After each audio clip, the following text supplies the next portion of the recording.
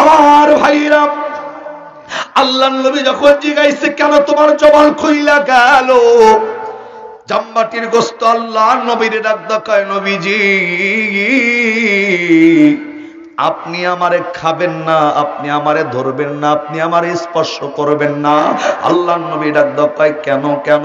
ইহুদি আমারে দাওয়াত দিয়েছে ভালো মন নিয়া, কোন কারণে তুমি খাইতে নিষেধ করো? আস্তে কইরা ডাক কয়, গজর ইহুদির মনের ভিতরে যেই শয়তানি আর মুখের ভিতরের মধুর ভিতরে ভিন্নতা আছে। ইহুদি আপনারে ভালো মন নিয়া দাওয়াত দেয় নাই, মুখের ভিতরে মধু, অন্তরের ভিতরে হইল বিষ। হুজুর আপনারে মারার জন্য আমি গোস্তের ভিতরে 13 তোলা বিষ মিশানো হইছে, আপনাকে দুনিয়ার থেকে বিদায় কইরা দিবে। আলহামদুলিল্লাহি রাব্বিল আলামিন।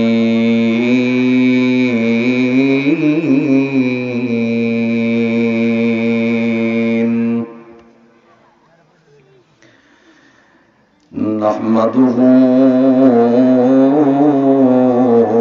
ونصلي على رسوله الكريم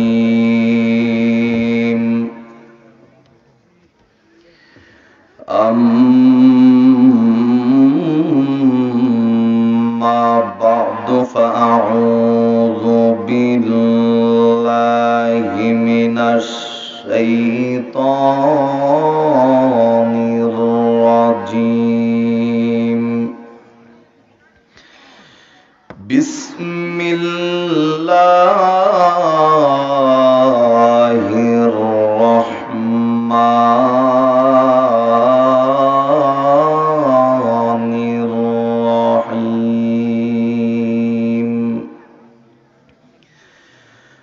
لقد كان لكم في رسول الله أسوة حسنة لمن كان يرجو الله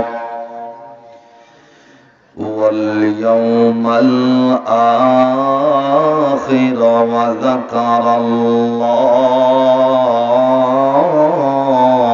كثيرا. صدق الله العظيم. وقال رسول الله صلى الله عليه وسلم: تفترق أمتي على 73 ملة كلهم في النار إلا ملة واحدة. قالوا ومن هي يا رسول الله صلى الله عليه وسلم؟ قال ما أنا عليه وأصحابي. رواه الترمذي،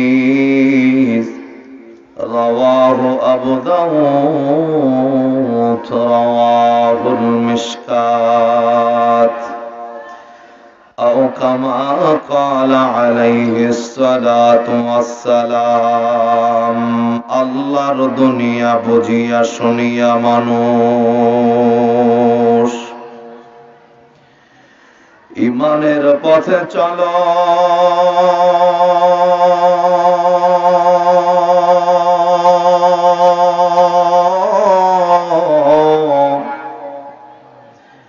ইমানদার তুমি, সংগ্রামী তুমি, সত্যবাদী তুমি, বিপ্লবী তুমি, বজ্র কণ্ঠে বলো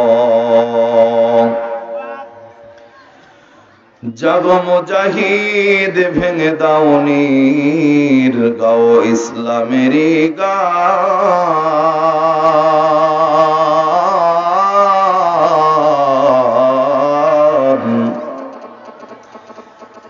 বামপন্থীরা আজি জোট বেঁধেছে, করতেই মুসলিম অপমান। ऐसे इशारत के लिए इंसानी याद रख तो बंदा है मेहमान ही, दार फानी की सजावत पर न जाओ, नेकियों से अपना असली घर सजा मोहब्बतन ज़बान खोले कलेमा पढ़ी ला इलाहा जोरे जोरे ला इलाहा सबाई ला इलाहा इल्लल्लाह ला इलाहा आरो जोरे ला इलाहा इल्लल्लाह ला इलाहा भालो लागे ला इलाहा এই আসমানের মালিক যেই আল্লাহ এই জমিনের মালিক সেই আল্লাহ হায়াতের মালিক যেই আল্লাহ আমার মওতের মালিক সেই আল্লাহ লা ইলাহা জোড়ে লা ইলাহা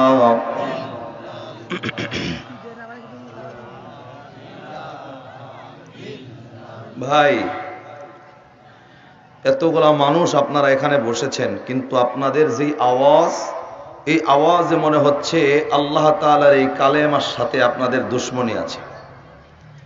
সত্যি সত্যি এই কালেমার সাথে দুশমনি আছে নাকি? এই যারা কথা কইলেন না তাগুলাকে কালেমার সাথে দুশমনি আছে নাকি? বলেন তো ভাই, এখানে যারা বসেছি যেই কালেমাটা পড়তেছি কালেমাটা কার? ৫-৭ জন আল্লাহ বলছেন, আপনি কিন্তু এখনো জবানটা খুলতে পারেন নাই। আর একটু মহাব্বাতান যদি সত্যি সত্যি আল্লাহ তাআলার কালেমাটা হয়, আল্লাহকে শোনায় আওয়াজ দিয়ে বলেন তো ভাই কালেমাটা কার? দুনিয়ার জমিনে সব জায়গায় আপনি এক এক দলের ভিন্ন ভিন্ন দলের মানুষ হতে পারেন, কিন্তু যেই কালেমাটা পড়ছে এই কালেমাটা যদি আল্লাহর হয়, দুনিয়ার সব জায়গায় আপনার দুশমনি থাকলেও আল্লাহ তাআলার সাথে কারোর সাথে দুশমনি আছে নাকি? এখানে যারা বসছেন আল্লাহর সাথে কারোর সাথে রাগারাগি নাই তো? ঝগড়া বিবাদ? আল্লাহ তাআলার সাথে টাকা পয়সা নিয়ে কোনো ভেজাল আছে? আমার সাথে টাকা পয়সা নিয়ে কোনো ভেজাল আছে? আমার কাছে টাকা পান কে কে? হাত তোলেন তো ইনশাআল্লাহ দেখি। কেউ আমার কাছে টাকা পয়সাও পান না, আল্লাহ তাআলার সাথে কালেমা নিয়ে কোনো ঝামেলাও নাই। অথচ যেই কালেমাটা পড়তেছে মুসলমান, আপনি বড় ইমানদার আপনার জায়গায়, কিন্তু আল্লাহ তাআলার নাম নিতে যদি আপনার কৃপণতা আসে, আল্লাহর নাম নিতে যদি আপনার মুখে জড়তা আসে, বিশ্বাস করেন যত বড় ইমানদারের ভাব ধরেন না কেন, কোন মুমিন আল্লাহ তাআলার নাম জবানে নিতে কখনো কৃপণতা করতে পারে? আল্লাহ তাআলার নাম নিতে কোনো মুমিন কখনো জবানে কৃপণতা করতে পারে না। তো ভাই আমি আলোচনা করব কি? এখনই আমার মনটা একেবারে ভেঙে গেছে। এত অল্প মানুষ নিয়ে আলোচনা, আর দ্বিতীয়ত রাত্রি বেশি হয়ে গেছে আলোচনা। আমি জানি আপনাদের এতটাও রুচি নাই যে এখন 1 ঘন্টা সময় পরিমাণ বসে আপনার আলোচনাটা শুনবেন। আমি যতই ভালো আলোচনা করি না কেন, মানুষের ভিতরে যখন ক্লান্তি চলে আসে এই আলোচনার কোনো কদর বা মূল্য থাকে না। একটু আওয়াজ দেন, আপনাদের আওয়াজে আমার ভিতরে স্পৃহাটা বাড়বে যে আমি আলোচনা কতটুকু সময় করতে পারবো। ভাই একটু আওয়াজ দেয়া বলেন তো, আল্লাহ তাআলার সাথে কারোর সাথে দুশমনি আছে নাকি?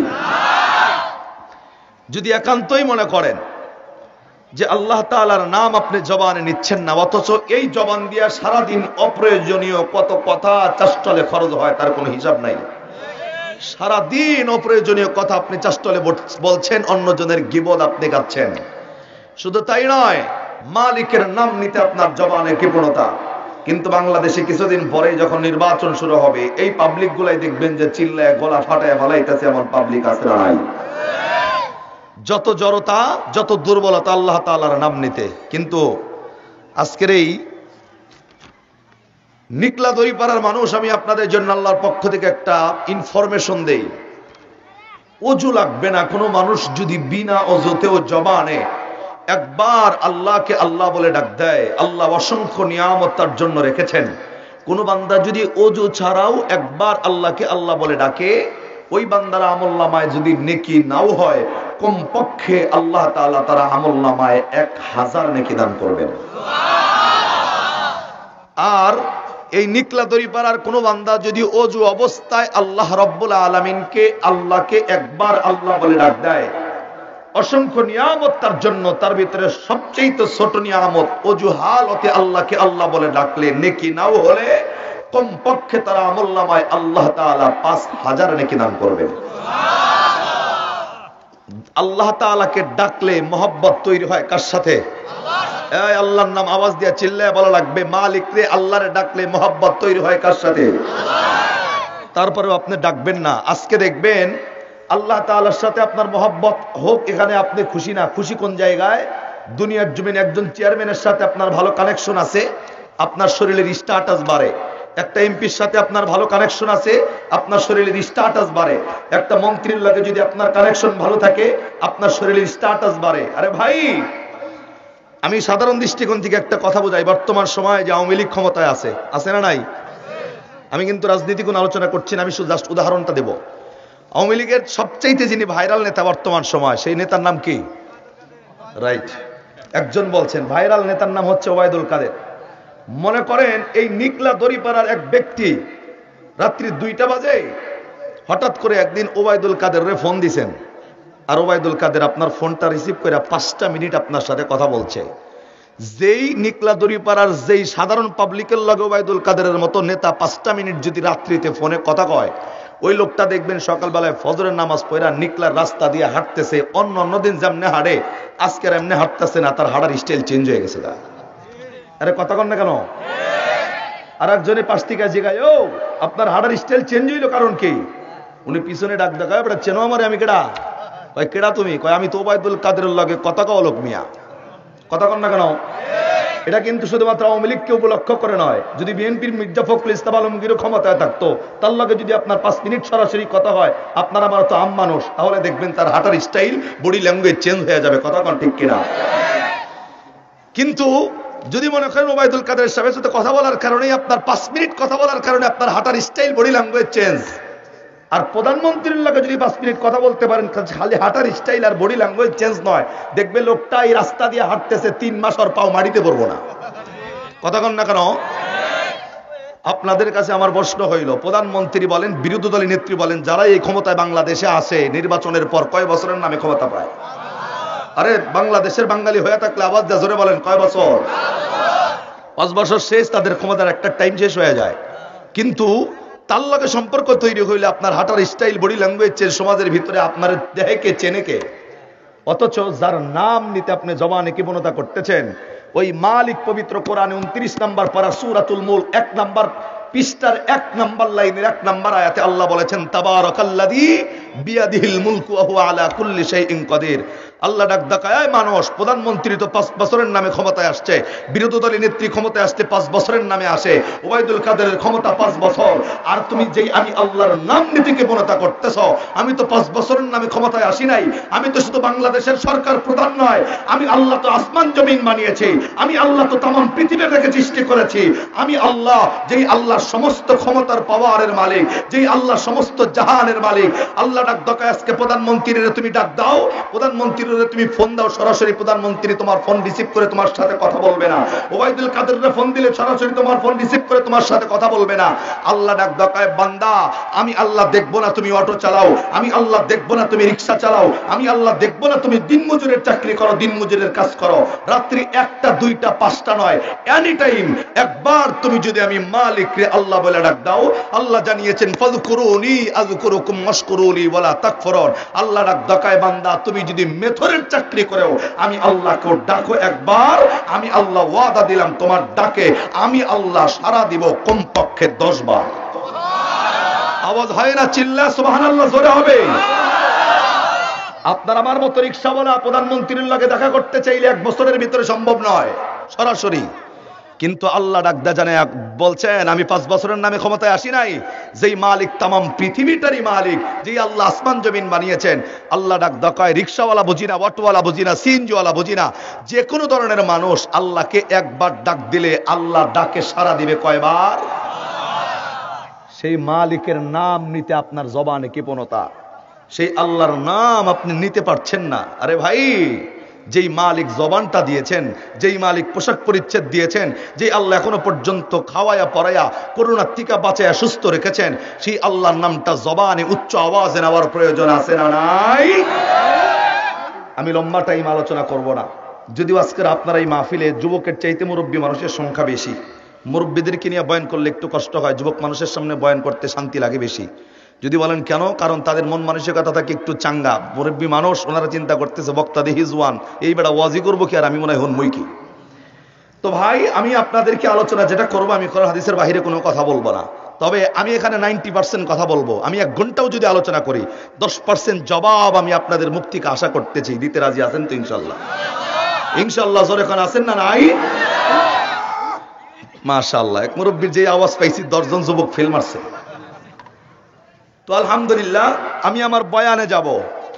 তার আগে মাদ্রাসার নামটা একটু বলি, যেহেতু যেই মাদ্রাসাকে কেন্দ্র করে মাহফিল। নিকলাদরিপাড়া দারুর রহমান হাফিজিয়া মাদ্রাসার উদ্যোগে 17তম বার্ষিক ওয়াজ মাহফিলের সম্মানিত সভাপতি জনাব আল হযরত মাওলানা মোহাম্মদ ইয়াসিন আলী নুরি সাহেব দামাত বরকাতুহুল আলিয়া, খতিব নিকলাদরিপাড়া ও নিকলা মোহাম্মদ গ্রামের ঈদগাহ মাঠ ও প্রিন্সিপাল শহর গোপিনপুর ইসলামিয়া মহিলা মাদ্রাসা ঘাটাইল টাঙ্গাইল। আল্লাহ তাআলা হুজুরের নেক হায়াতে বরকত বাড়ায় দেন, চিল্লায় পড়েন আমিন। আজকের মাহফিলের প্রধান অতিথি, আমি সকলের নাম বলছি না, উদ্বোধক, প্রধান অতিথি, প্রধান মেহমান, নাম বললে অনেক সময় নষ্ট হয়ে যাবে, কারণ সময় এমনি লস হয়ে গেছে। আল্লাহ সকলের নেক হায়াতে বরকত দেন, আমিন কোন। আজকের মাহফিলের প্রধান দ্বিতীয় বক্তা যিনি ছিলেন হযরত মাওলানা সিরাজুল ইসলাম যুক্তিবাদী সাহেব, আল্লাহ তাআলা তার নেক হায়াতে বরকত বাড়ান, আমিন। আজকের মাহফিলের তৃতীয় বক্তা, বিশেষ অতিথি, আমন্ত্রিত অতিথি সহ আমার সামনে উপবিষ্ট মুরব্বিয়ানে আজম, যোগ ভাই, পর্দার আড়ালের মা বোন। অল্প সময়, লম্বা নয়, যতটুকু সময় আলোচনা চলবে কোরআন এবং হাদিস থেকে মূল্যবান কিছু আলোচনা আল্লাহ জবান দিয়া দুনিয়া এবং আখিরাতের ময়দানে কল্যাণের জন্য বলার, কল্যাণের জন্য শোনার তৌফিক যেন আল্লাহ দান করে, আবার কোন আমিন। নবীর উপর একবার দরুদ সকলেই মহব্বতান দিল থেকে আওয়াজ করে পড়ছি সাল্লাল্লাহু আলাইহি ওয়াসাল্লাম। তবে ভাই, আপনাদেরকে একটা কথা বলছি, সেটা হলো এই, আমার নবী 1000 বছর আগে একটা কথা বলছেন। আমার নবী বলেছেন যে ততক্ষণ পর্যন্ত আপনাদের কোনো ইবাদত আল্লাহ রাব্বুল আলামিনের দরবারে কবুল হবে না, যতক্ষণ পর্যন্ত ওই ইবাদতের ভিতরে আমার নবীর সুন্নাত লাগানো না থাকবে। এক কথায়, আমার নবী যেমন ইবাদত করেছেন এবং করতে বলেছেন, এই 2 তরিকা ছাড়া ইবাদত করলে ইবাদত কবুল হওয়ার কোনো সম্ভাবনা নেই। এখানে যারা বসছেন, আমি আপনাদের দৃষ্টি আকর্ষণ করে বলছি, এখানে যারা বসছি, বিশ্বনবীর সুন্নত, ব্যক্তিগত জীবন, পারিবারিক জীবন, সামাজিক জীবন, রাজনৈতিক জীবন, প্রত্যেকটা জায়গায় নবীর সুন্নতের আমল আছে না নাই? আপনি আমি যখন মসজিদে ঢুকি, মসজিদে ডান পা দিয়ে ঢুকতে হয়, নবীর সুন্নত আছে না? বাম পা দিয়ে বের হওয়া, নবীর সুন্নত আছে না? ওযু সেন্দায় ঢোকার সময় বাম পা দিয়ে ঢুকবেন, ডান পা দিয়ে বের হওয়া, নবীর সুন্নত। রাস্তায় চলার সময় ডান দিক দিয়ে চলা, নবীর সুন্নত। এমনকি মানুষ স্ত্রী সহবাস কিভাবে করবে, এখানেও নবীর সুন্নত আছে না নাই? তো সবটা জায়গায় আমার নবীর সুন্নতের আমলের জিন্দিগি দিয়া জিন্দিগি সাজানো। আমি আপনাদের কাছে জিজ্ঞাসা করতে চাই, এখানে যারা বসছেন, আমরা কি সকলেই সেই নবীর সুন্নতকে ভালোবাসি? আওয়াজ দিয়া জোরে বলেন, বাসি নাকি? শুধুমাত্র তাদেরকেই রিকোয়েস্ট করব, শুধুমাত্র কেবলমাত্র যারা আমার নবীর সুন্নতরে ভালোবাসেন তারা একটু হাত তোলেন। যারা ভালোবাসেন না, হাত তোলার কোনো প্রয়োজন নাই। যারা বাসেন 2 হাত তোলেন সোজা। আমরা ভালোবাসিনি নবীর সুন্নতরে? আরে ভাই, ইমানি প্রশ্ন চলতেছে, জোরে বলেন, ভালোবাসি নাকি? আল্লাহ এই হাতগুলা নবীর সুন্নতের মহব্বত করেনওয়ালা বান্দা হিসাবে কবুল করেন, চিল্লায় এখন আমিন। আপনারা বলছেন যে নবীর সুন্নতরে ভালোবাসেন, আর আমার নবী বলছেন আমি সুন্নতের বাহিরে ইবাদত করলে ইবাদত কবুল হবে না। প্রত্যেকটা জায়গায় যদি আমার নবীর সুন্নত থাকে, আপনাদের কি মনে হয় আজকে যেই মজলিসের ভিতরে বসছেন, এই মজলিসে বসার একটা আদব, একটা সুন্নত আছে না নাই? তবে আপনারা যেই পরিবেশে বসেন, এখনো পর্যন্ত আমার নবীর সুন্নতের আমল দিয়ে মাহফিলটা সাজানো হয় নাই। মাহফিলের লোক 5 জন আর 2 জন বুঝি না, 1 থেকে 3 পর্যন্ত গুনবো। যারা নবীর সুন্নতরে ভালোবাসেন সামনের খালি জায়গা পূরণ করবেন, আর যারা ভালোবাসেন না জায়গায় বয়ে থাকবেন। 1 থেকে 3। মানুষ বেশি রাখবো না, আমি 10 জন হইলে বয়ান করবো, কিন্তু সামনের খালি জায়গা পূরণ করতে হবে। এই একটা বাইরে যাবেন না, ওইটা অমনি করোনা ভাইরাসের দোয়া কপালে দিয়ে দিব আজকে। আসেন সামনে তাড়াতাড়ি, সোয়া 1, 1.5, 1.25, 2, সোয়া 2 আসেন, এই জায়গা পূরণ করেন, সামনে আসেন। মানুষ অল্প হোক সমস্যা না, আমি 1 ঘন্টা বয়ান করবো, কিন্তু বয়ানের মতো বয়ান চলবে, বয়ান শোনার মতো শোনা লাগবে। রাজি আছি তো ইনশাআল্লাহ? আসেন, সামনে খালি জায়গা পূরণ করে। যারা এখনো রাস্তায় হাঁটছেন, আমি তাদেরকে রিকোয়েস্ট করবো অন্তত 1 ঘন্টা সময়ের জন্য এখানে বসেন।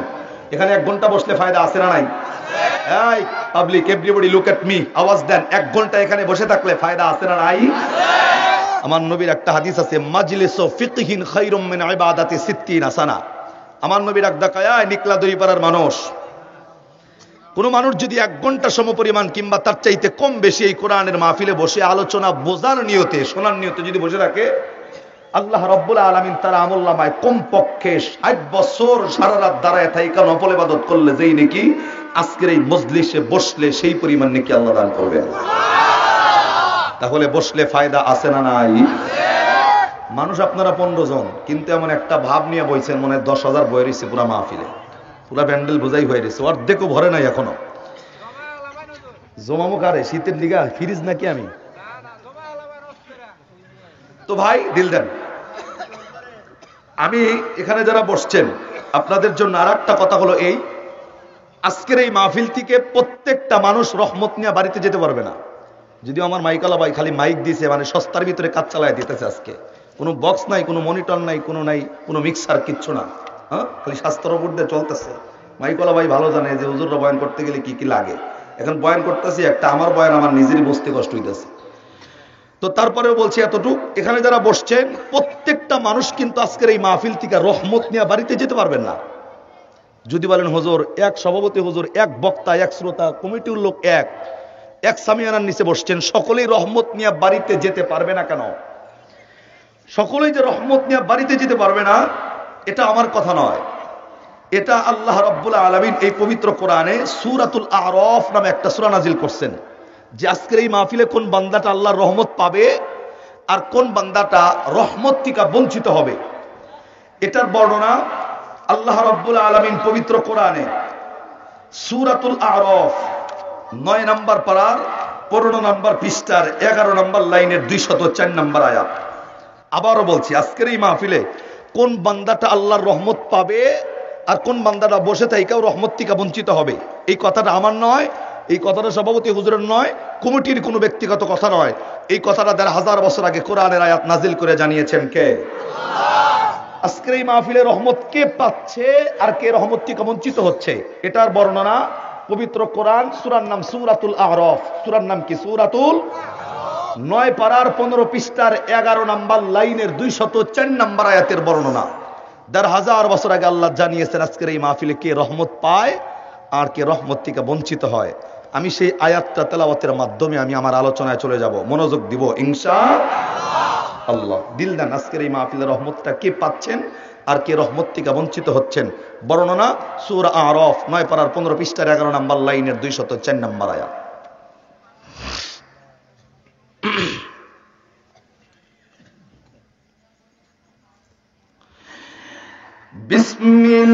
বিসমিল্লাহির রহমানির রহিম।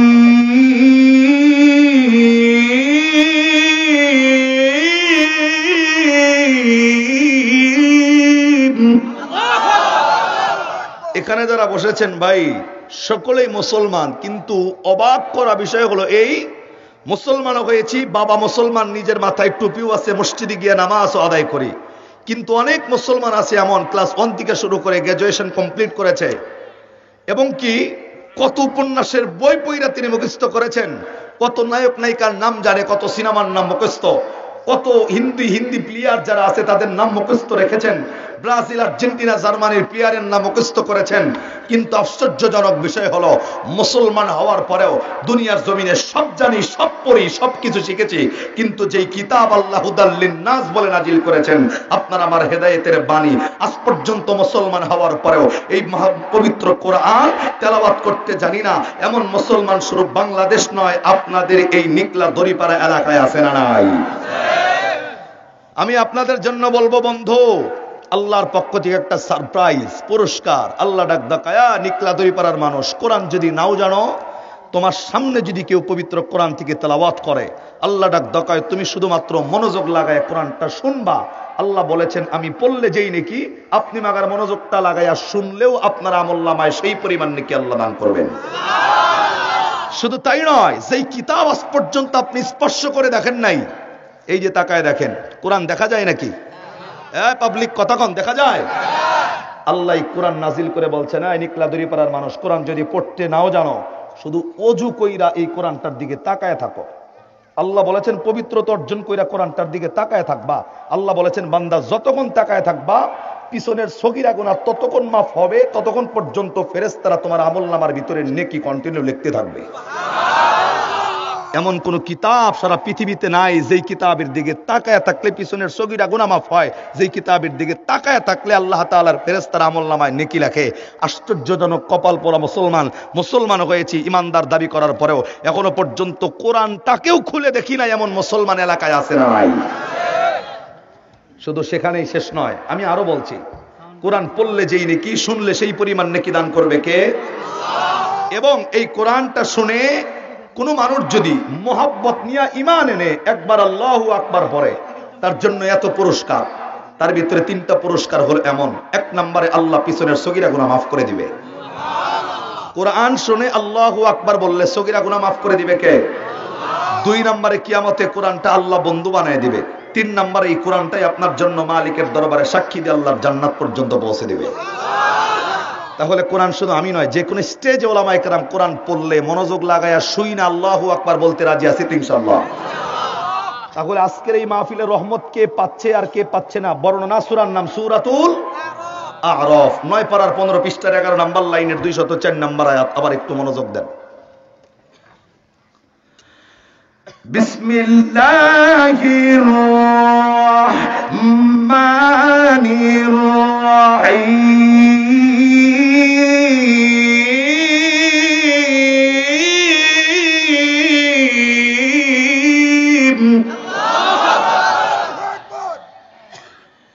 وَإِذَا قُرِئَ الْقُرْآنُ فَاسْتَمِعُوا لَهُ وَأَنصِتُوا لَعَلَّكُمْ تُرْحَمُونَ।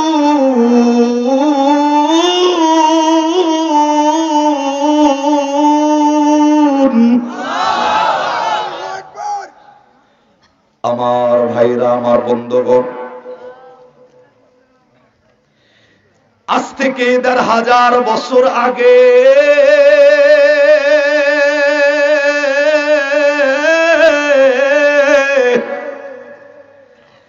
আল্লাহ রাব্বুল আলামিন আপনার আমার হেদায়েতের জন্য এমন একটা মহাগ্রন্থ আল্লাহ কোরআন নাযিল কইরা দিছেন। এই পবিত্র কোরআনে আল্লাহ 30টা পারা 114টা সূরার ভিতরে বন্ধু একটা সূরা আছে যে সূরার নাম সূরাতুল আ'রাফ।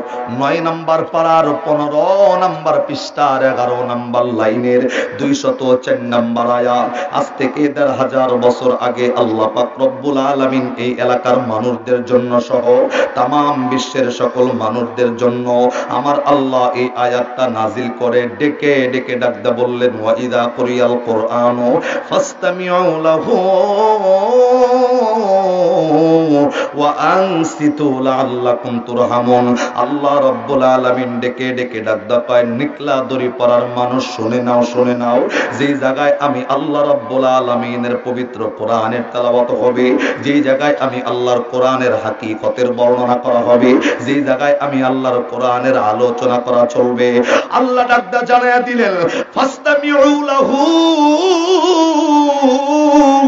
আল্লাহ ডাকদা কই ওই মজলিসের ভিতরে কোন মানুষ যদি নিজের জবানটা অন্য সব কথার থেকে বন্ধ কইরা দিয়া কোন মানুষ যদি আজকের এই কোরআনে আলোচনার ভিতরে একমাত্র মনোযোগটা লাগাইয়া আজকের এই আলোচনার ভিতরে যারা মনোযোগটা লাগাইয়া আলোচনা শুনবে, আল্লাহ বললেন ওয়া আনসিতু লাআল্লাকুম তুরহামুন।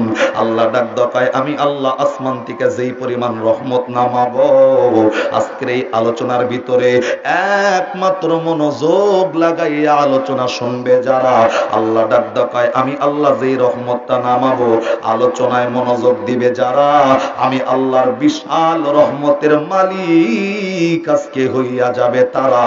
একটু আওয়াজ করে বলা যাবে কি সুবহানাল্লাহ? আমার ভাইরা, আমার বন্ধুরে, আল্লাহ রাব্বুল আলামিন ডাকতে বললেন মানুষ আমি আল্লাহ যে কোরআনের ময়দানের ভিতরে আমি আল্লাহ যে আসমান থেকে রহমতটা নামাবো, আল্লাহ ডাক কয় একমাত্র মনোযোগটা লাগাইয়া আলোচনা শুনবে যারা, আল্লাহ ডাক কয় আমি আল্লাহর বিশাল রহমতের মালিক হইয়া যাবে তারা। এ বন্ধু, মালিকের কথা হইল আলোচনায় মনোযোগ যারা লাগাবে, মনোযোগটা লাগাইয়া আলোচনা যারা শ্রবণ করবে, আল্লাহ তাদের উপর খাস রহমত নাজিল করবে। এইবার বুঝে থাকলে বলেন, এ বন্ধু, মাহফিল থেকে রহমত নিয়ে বাড়ি পর্যন্ত যেতে চাইলে আলোচনা যতটুকু সময় পর্যন্ত চলবে, এই আলোচনার ভিতরে মনোযোগ লাগানোর প্রয়োজন আছে না নাই? আরে চিল্লায় বলেন, আছে না নাই? মালিকের কথা হলো এই, আলোচনায় মনোযোগ দিবে যারা তাদের উপর খাস রহমত নাজিল করবে কে? বর্ণনা সূরা আরাফ 9 পৃষ্ঠার 11 নম্বর লাইনের 204 নম্বর আয়াত। আর আলোচনায় মনোযোগ দিবে না যারা, বসে থাইকাও রহমতের মালিক হতে পারবে না। তাহলে রহমত নিয়ে বাড়িতে যাওয়ার ইচ্ছা আছে তো ইনশাআল্লাহ? আয় চিল্লায় ইনশাআল্লাহ জোরে বলেন, আছে তো ইনশাআল্লাহ? তবে ভাই, আপনাদের কি মনে হয় আজকের এই মাহফিলে কি রহমত নাজিল হচ্ছে? এর দেখছেন, তারপরে অনেকের মুখে আওয়াজ নাই, মানে কোরআনের আয়াতও বিশ্বাস করতে পারতেছেন না। আওয়াজ জোরে বলেন, মাহফিলে রহমত নাজিল হবে তো? হবে হবে হবে। রহমত ঠিকই নাজিল হচ্ছে, কিন্তু দুর্ভাগ্য হলো এই রহমতটা দেখার মতো চোখ আপনি আমি এখনো তৈরি করতে পারি নাই। কথা কোন ঠিক কিনা? যদি চোখটা তৈরি হইতো, এই জায়গায় যে রহমত নাজিল হচ্ছে সকলেই দেখতে পারতাম। তবে রহমত যে নাজিল হচ্ছে এই চোখটার জন্য, ওই চোখ তৈরি করতে চাইলে ইবাদত করা লাগবে কার? আল্লাহ। এই ব্যাপারে ছোট্ট একটা কথা বলি। ইমামে আজম আবু হানিফা রাহমাতুল্লাহি আলাইহির নাম শুনছেন নাকি? যদিও এটা আমার আলোচ্য আয়াতের বিষয় নয়। আমার আলোচ্য আয়াতের বিষয় হলো পবিত্র কোরআনে সূরাতুল আহজাব 21 নম্বর পারার 19 নম্বর পৃষ্ঠার 12 নম্বর লাইনের 21 নম্বর আয়াত থেকে আমি আলোচনা নিয়ে আসবো। তার আগে ছোট্ট করে এতটুকু বলি, ইমামে আজম আবু হানিফা রাহমাতুল্লাহি আলাইহির নাম শুনছি? ইমামে আজম মনে করেন আপনাদের এই নিকলা দড়িপাড়ায় আসছে, জাস্ট উদাহরণটা দেওয়ার জন্য আপনাদের এলাকার নামটা ব্যবহার করছি আমি। ইমামে আজম আবু হানিফা রাহমাতুল্লাহ আপনাদের এই নিকলা দড়িপাড়া আসছে একদিন জোহরের নামাজ পড়বে মসজিদে। তো মসজিদে যখন ঢুকবে, ঢোকার ক্ষেত্রে তাকায় দেখে একটা যুবক মসজিদের বাহিরে ওযুখানায় ওযু করতেছিল। তো ইমামে আজম আস্তে করে এই যুবকের চেহারার দিকে তাকায়া ওযুটা দেখতেছেন, কন্টিনিউ ওযু দেখতেছেন। ওযু যখন একবারে ফার্স্ট টু লাস্ট ওযু দেখছে, যুবকটা যখন মসজিদে ঢুকবে ইমামে আজম ডাক দেওয়া বলছে, যুবক এদিকে। যুবক যখন সামনে আসছে, আসার সাথে সাথে ডাক দেখায়া, যুবক হায়াতের জিন্দিগিতে জেনা করছো? জেনা? একবার নাউজুবিল্লাহ কোন। যেই যুবক আজ পর্যন্ত ইমামে আজম কোনোদিন দেখে নাই, আর ইমামে আজম ওই এলাকায়ও নতুন, যুবক হুজুররেও দেখে নাই, হুজুর এই যুবককে দেখে নাই, প্রথম দেখাতেই ডাকদা বলতেছে, যুবক জেনা করছো? জেনা বোঝেন নাকি আবার? যুবক জেনা করছো নাকি? যুবক তো অবাক হয়ে গেছে, কেননা তাকায় দেখবেন আপনার ভিতরে এমন রোগ আছে যে অনেক MBBS ডাক্তারের ওষুধ খাইছেন, রোগ ভালো হয় নাই, কিন্তু হাতুইরা ডাক্তার মলম বিক্রি করে 20 টাকার। আপনি বাজার করে আসার সময় দেখবেন আপনার সেই গোপন রোগের নাম বইলা বেটা মলম বিক্রি করতেছে। আপনি মলমটা যদি নাও কেনেন, অন্তত দ্বারা 1 মিনিট তার লেকচার শুনবেন যে লোকটা আসলে কি ধরনের মলম বিক্রি করে। কথা ঠিক না? কারণ আপনার ভিতরে দুর্বলতা আছে, মানে আপনার ভিতরে গোপন রোগ আছে। আবার অনেক সময় লক্ষ কোটি টাকার ওষুধ খায় ভালো হয় না, কিন্তু ওই হাতুড়ে ডাক্তারের 20 টাকার ওষুধে মানুষের রোগ ভালো হয়। তো ইমামে আজম যখন যুবকের দুর্বল পয়েন্ট আঘাত করে বলছে, যুবক হায়াতের জিন্দিগিতে জেনা করছো নাকি? যুবক তো অস্থির হয়ে গেছে, রে হুজুর রে চিনি না, আজকে আসলে এলাকায় আগন্তক নতুন, প্রথম দেখাতেই আমি জেনা করে এমনি কেমনে বললো? আস্তে করে সামনে আইসে একেবারে জড়ো সড়ো হয়ে হুজুরে ডাক ডাক, হুজুর আমি যে জেনা করছি আমি জানি, জাল্লাকে করছি সে জানে, আর আসমানের মালিক ছাড়া দুনিয়ার জমিনের কেউ জানে না। আপনারা কে জানাইলো আমি জেনা করছি? ইমামে আজম আস্তে করে ডাক ডাক, যুবক তুই যে জেনা করছো আমার কেউ জানায় নাই, কিন্তু তুমি যে ওযু করতেছিলে আমি তাকায় দেখলাম তোমার শরীর থেকে ওযুর যেই পানিগুলা ঝইরা যাইতেছে, ড্রেন দিয়া গড়ায় যাইতেছিল, আমি সেই ড্রেনের পানির দিকে তাকায় দেখছি আল্লাহ রাব্বুল আলামিন তোমার শরীরের ওযুর পানির মাধ্যমে ওই ওযুর পানি দিয়া তোমার হায়াতের জিন্দিগির জেনার গুনাহগুলো আল্লাহ ঝরায় দিতেছেন। ভাই দুইটা বিষয় এখানে স্পষ্ট, তাকায় দেখেন ইমামে আজমের কি চোখের পাওয়ার আল্লাহ তাআলা দিবেন। মানুষের ওযুর পানি দেখলে বান্দার হায়াতের জিন্দিগির গুনাহ নির্ণয় করার মতো যোগ্যতা তাকে দিয়েছেন কে? আপনি আমি সারাদিন যদি এই এলাকার প্রত্যেকটা মানুষের ওযু দেখি, কোনো বান্দার গুনাহ নির্ণয় করা সম্ভব? আর নিজের ভিতরেই তো অভাব নাই। তো শুধু এখানেই নয়, ইমামে আজম আরেকটা যুবকের ওযু দেখছে, যুবকরে ডাক দেখায়, যুবক চুরি করছো? ডাক দেখায়, হুজুর চুরি করছি, ধরা পড়ি নাই। আপনারা কইলো কেডা? আমার কেউ কয় নাই। তুই যে চুরি করছো, তোর শরীর থেকে ওজুর পানিগুলা যাইতেছে, ওই ওজুর পানির মধ্যে দিয়ে আল্লাহ তোর চুরির গুণাগুলা জড়াইতেছেন। সুবহানাল্লাহ যারা কন্যা কুরবানি ঈদের পরের দিন কবেন নাকি? তো সুবহানাল্লাহ জোরে মারেন না কেলা? আর একবার জোরে কর। এখানে দুইটা বিষয় স্পষ্ট। একটা হলো এই, ইমামে আজমকে আল্লাহ তাআলা ওই চোখের পাওয়ারটা দিয়েছেন, এর জন্য ইমামে আজম সেটা দেখতে পেরেছে। আর এখনো পর্যন্ত ইমামে আজমকে আল্লাহ যে চোখের পাওয়ারটা দিয়েছিল, তখন যে আল্লাহ ছিল, এখনো সেই আল্লাহ আছে না নাই? আল্লাহ তাআলার বয়স আগের চাইতে বাড়ছে না কমছে? বাড়ছে। আল্লাহর বয়স বাড়ে নাকি? কইলেন যে বাড়ে। আমরা যেমন বুড়া, ওই আল্লাহ বুড়া হয় নাকি? আল্লাহর চশমা লাগেনি? তার মানে আল্লাহ যে তখনো যেটা ছিল, এখনো সেই আল্লাহ সেই শক্তি নিয়ে আছে না নাই?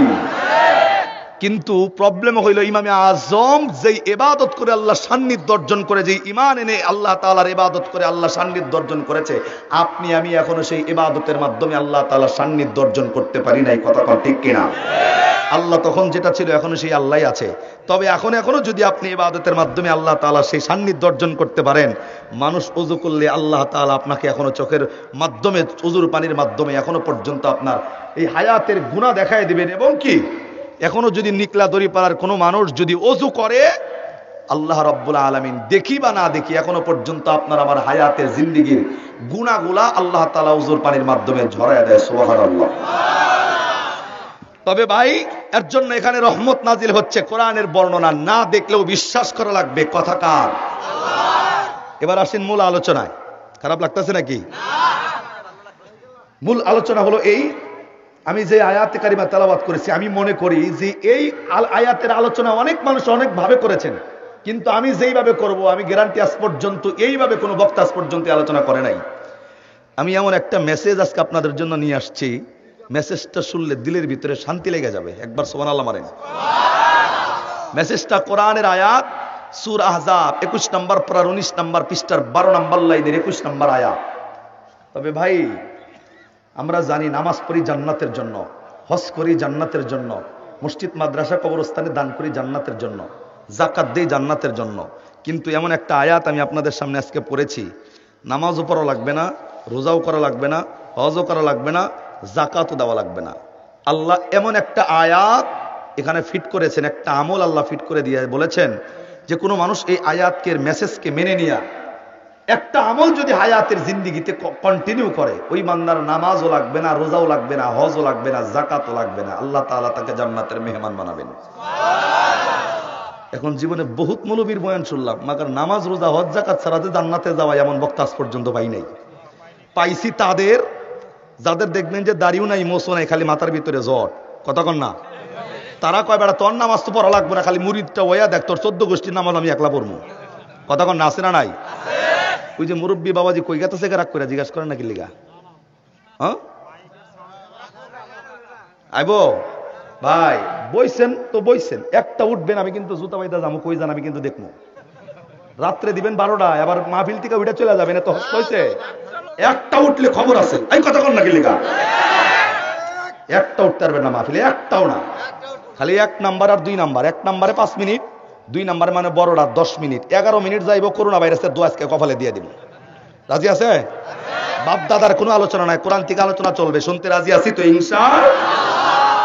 তবে বলতেছিলাম কি, একটা আয়াত আল্লাহ দিছেন, ডাক ডাকায়া বান্দা, নামাজও লাগতো না, রোজাও লাগতো না, হজও লাগতো না, এটা আমি বলি। আল্লাহ তাআলা একটা মেসেজ ঢুকাইছে, এই একটা মেসেজ মানলে বান্দা আল্লাহ তাআলা তার দুনিয়াটাও শান্তি, আখিরাতটাও কামিয়াবি বানায় দিবেন।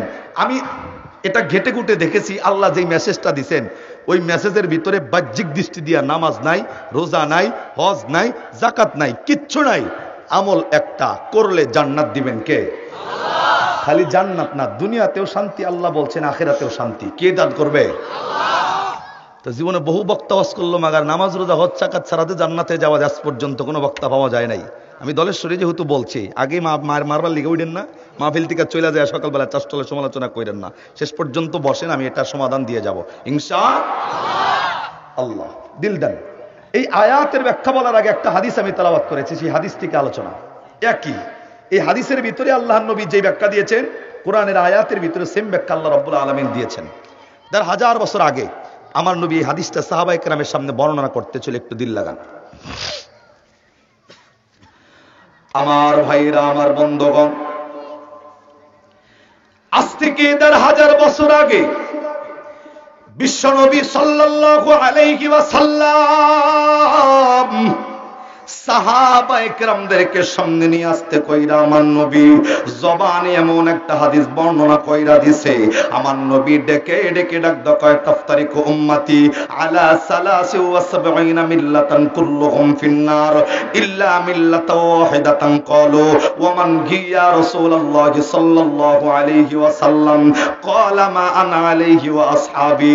রাওয়াহু তিরমিজি, রাওয়াহু আবু দাউদ, রাওয়াহুল মিশকাত। এ বন্ধু, এই হাদিসটা প্রসিদ্ধ 3টা কিতাবের ভাষায় বর্ণনা করা হয়েছে। আমার ভাইরা রে, আল্লাহ নবী সাহাবায়ে কেরামদেরকে ডেকে ডেকে ডাকদা কয়, সাহাবী,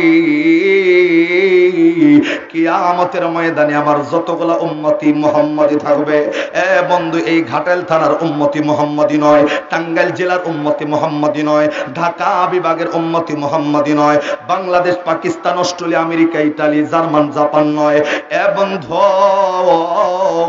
আল্লাহ নবী জানিয়েছেন তামাম বিশ্বের যতগুলা উম্মতি মুহাম্মাদি আছে, বিশ্ব নবী ডেকে ডেকে ডাকদা কয়, সাহাবীরি, আমার পৃথিবীর সব উম্মতগুলা আল্লাহ পাক রব্বুল আলামিনের কিয়ামতের ময়দানে সকল উম্মতগুলা যখন দাঁড়ায় যাবে, এই উম্মতগুলা এক কাতারে দাঁড়াইয়া যাবে না।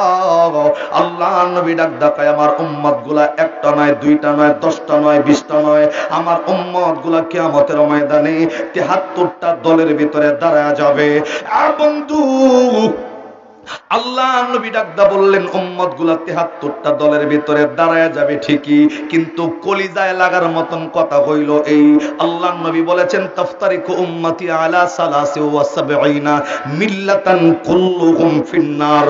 আল্লাহ নবী ডাকদা কয়, 73টা দলের ভিতরে মানুষগুলা দাঁড়াবে, তার ভিতরে সব মানুষগুলা হবে জাহান্নামী, সব মানুষগুলা হবে জাহান্নামী। একটু আওয়াজ করে জোরে কর নাউযুবিল্লাহ। আমার ভাইরা, আল্লাহ নবী ডাকদা বললেন, মানুষরে, মানুষগুলা 73টা দলে কিয়ামতের ময়দানে দাঁড়াবে, তার ভিতরে সব মানুষগুলা যখন জাহান্নামী হয়ে যাবে, এ বন্ধু, সাহাবায়ে কেরাম অবাক দৃষ্টি দিয়ে আমার নবীর চেহারার দিকে তাকানো। আল্লাহ নবী ডাকদা কয়, হুজুর, সব মানুষগুলা কি জাহান্নামী? আল্লাহ নবী ডাকদা কয়, সব মানুষগুলা জাহান্নামী। সাহাবায়ে কেরাম কাঁপতে আরম্ভ করেছে। আস্তে কইরা আমার নবীর চেহারার দিকে তাকাইয়া দেখে গো, আল্লাহ নবী হঠাৎ করে ডাকদা কয়, সাহাবী, সব মানুষগুলা জাহান্নামী হইলে শুধুমাত্র ইল্লা মিল্লাতা ওয়াহিদা, আল্লাহ 73 দলের ভিতর থেকে একদল মানুষকে আল্লাহ আলাদা বাছাই করবে, ইল্লা মিল্লাতা ওয়াহিদা। তবে সাহাবী শুননাল, সব মানুষগুলা 73 দলে দাঁড়াইলেও ওই 73 দলের ভিতরে 72 কাতারের লোক যাবে জাহান্নামে, শুধুমাত্র ইল্লা মিল্লাতা ওয়াহিদা, একদল ব্যতীত ওই একদল মানুষ যাবে আমার আল্লাহর জান্নাতে। একবার আওয়াজ করে জোরে কোন সুবহানাল্লাহ। আর ভাইরা, ওই 72-73 দলের ভিতরে, এ বন্ধু, আমিও থাকবো, সভাপতি হুজুরও থাকবে। এ বন্ধু, আজকের এই ভুয়াপুরের মানুষগুলাও থাকবে, নিকলা ধরিপাড়ার মানুষগুলাও থাকবে। এ বন্ধু, পৃথিবীর জমিনের সমস্ত ওলামায়ে কেরাম বুজুর্গরা পর্যন্ত থাকবে। এ বন্ধু, আমার নবীর সাহাবায়ে কেরামরা থাকবেন। আমার নবী জানিয়েছেন, 72-73টা দলের ভিতরে 72 কাতারের লোক যাবে জাহান্নামী, শুধুমাত্র কেবলমাত্র একদল মানুষ যাবে আল্লাহর জান্নাতে। এ বন্ধু, আমি আপনাদেরকে বলবো, আল্লাহর নবী হাদিসটা বলার সাথে সাথে সাহাবায়ে কেরাম আস্তে কইরা আমার নবীরে ডাকদা কয়, নবীজি, 73টা দলের ভিতরে 72 কাতারের লোক যদি জাহান্নামে যায়, আর এক কাতারের লোক যদি আল্লাহর জান্নাতে যায়, এ নবী বলে দেন, বলে দেন, যে একদল মানুষ আল্লাহর জান্নাতে যাবে, এ হুজুর আপনি বলে দেন সেই দলের ভিতরে কি নিকলা দড়িপাড়ার মানুষ থাকবে নাকি? ওই দলের ভিতরে কি বাংলাদেশের মানুষ থাকবে নাকি? ওই দলের ভিতরে কি ইন্ডিয়া পাকিস্তানের মানুষ থাকবে নাকি? যদিও নিকলা দড়িপাড়ার মানুষ যদিও থাকে, এ হুজুর বলে দিবে যেই একদল মানুষকে আল্লাহ জান্নাতের মেহমান বানাবেন, ওই মানুষগুলা হায়াতের জিন্দেগির ভিতরে কোন আমলটা করার কারণে, কি আমলটা করার কারণে আল্লাহ তাদেরকে জান্নাতের মেহমান বানাবেন, এ হুজুর আপনার কাছে সেই আমলটা জানতে চাই। একবার আওয়াজ করে বলা যাবে কি সুবহানাল্লাহ?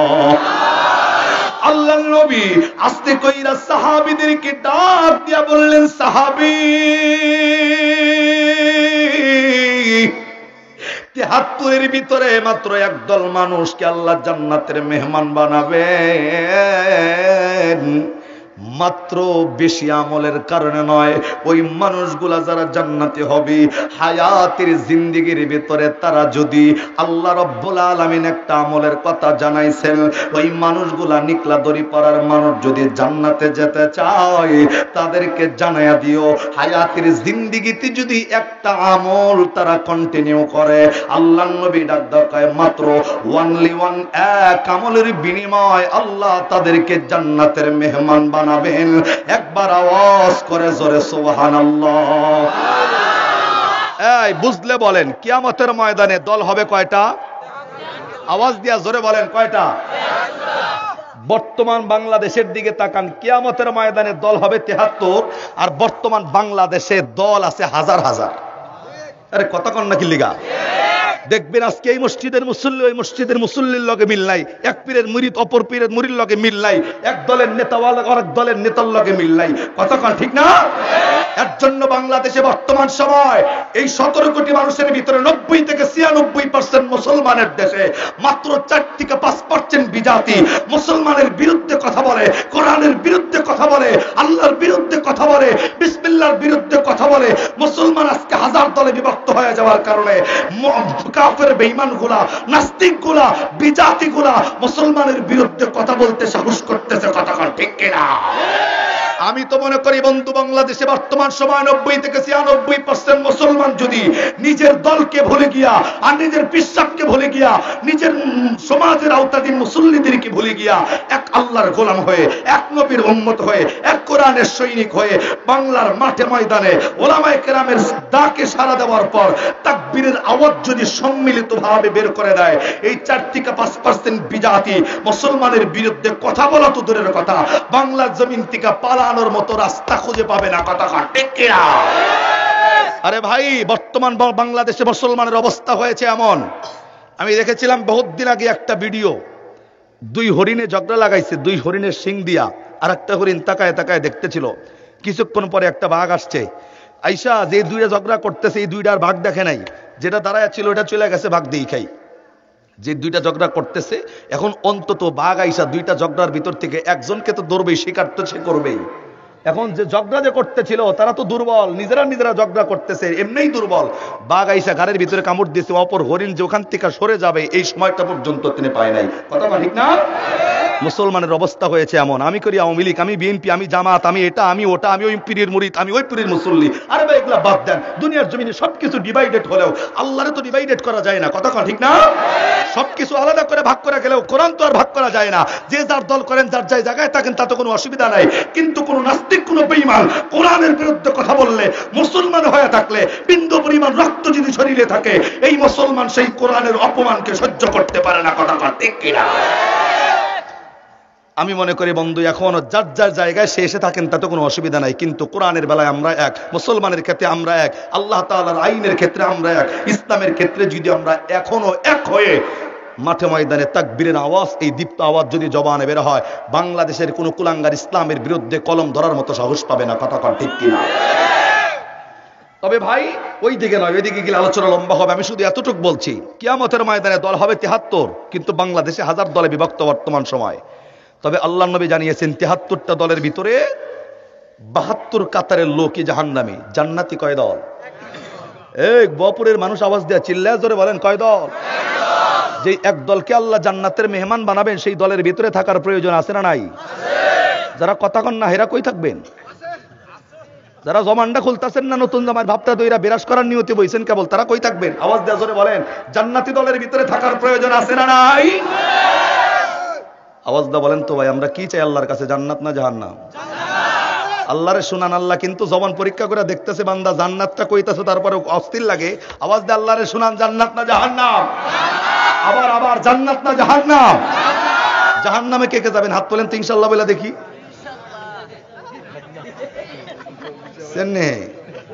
তাল তো লাগে ঠিক করুন লাগবো।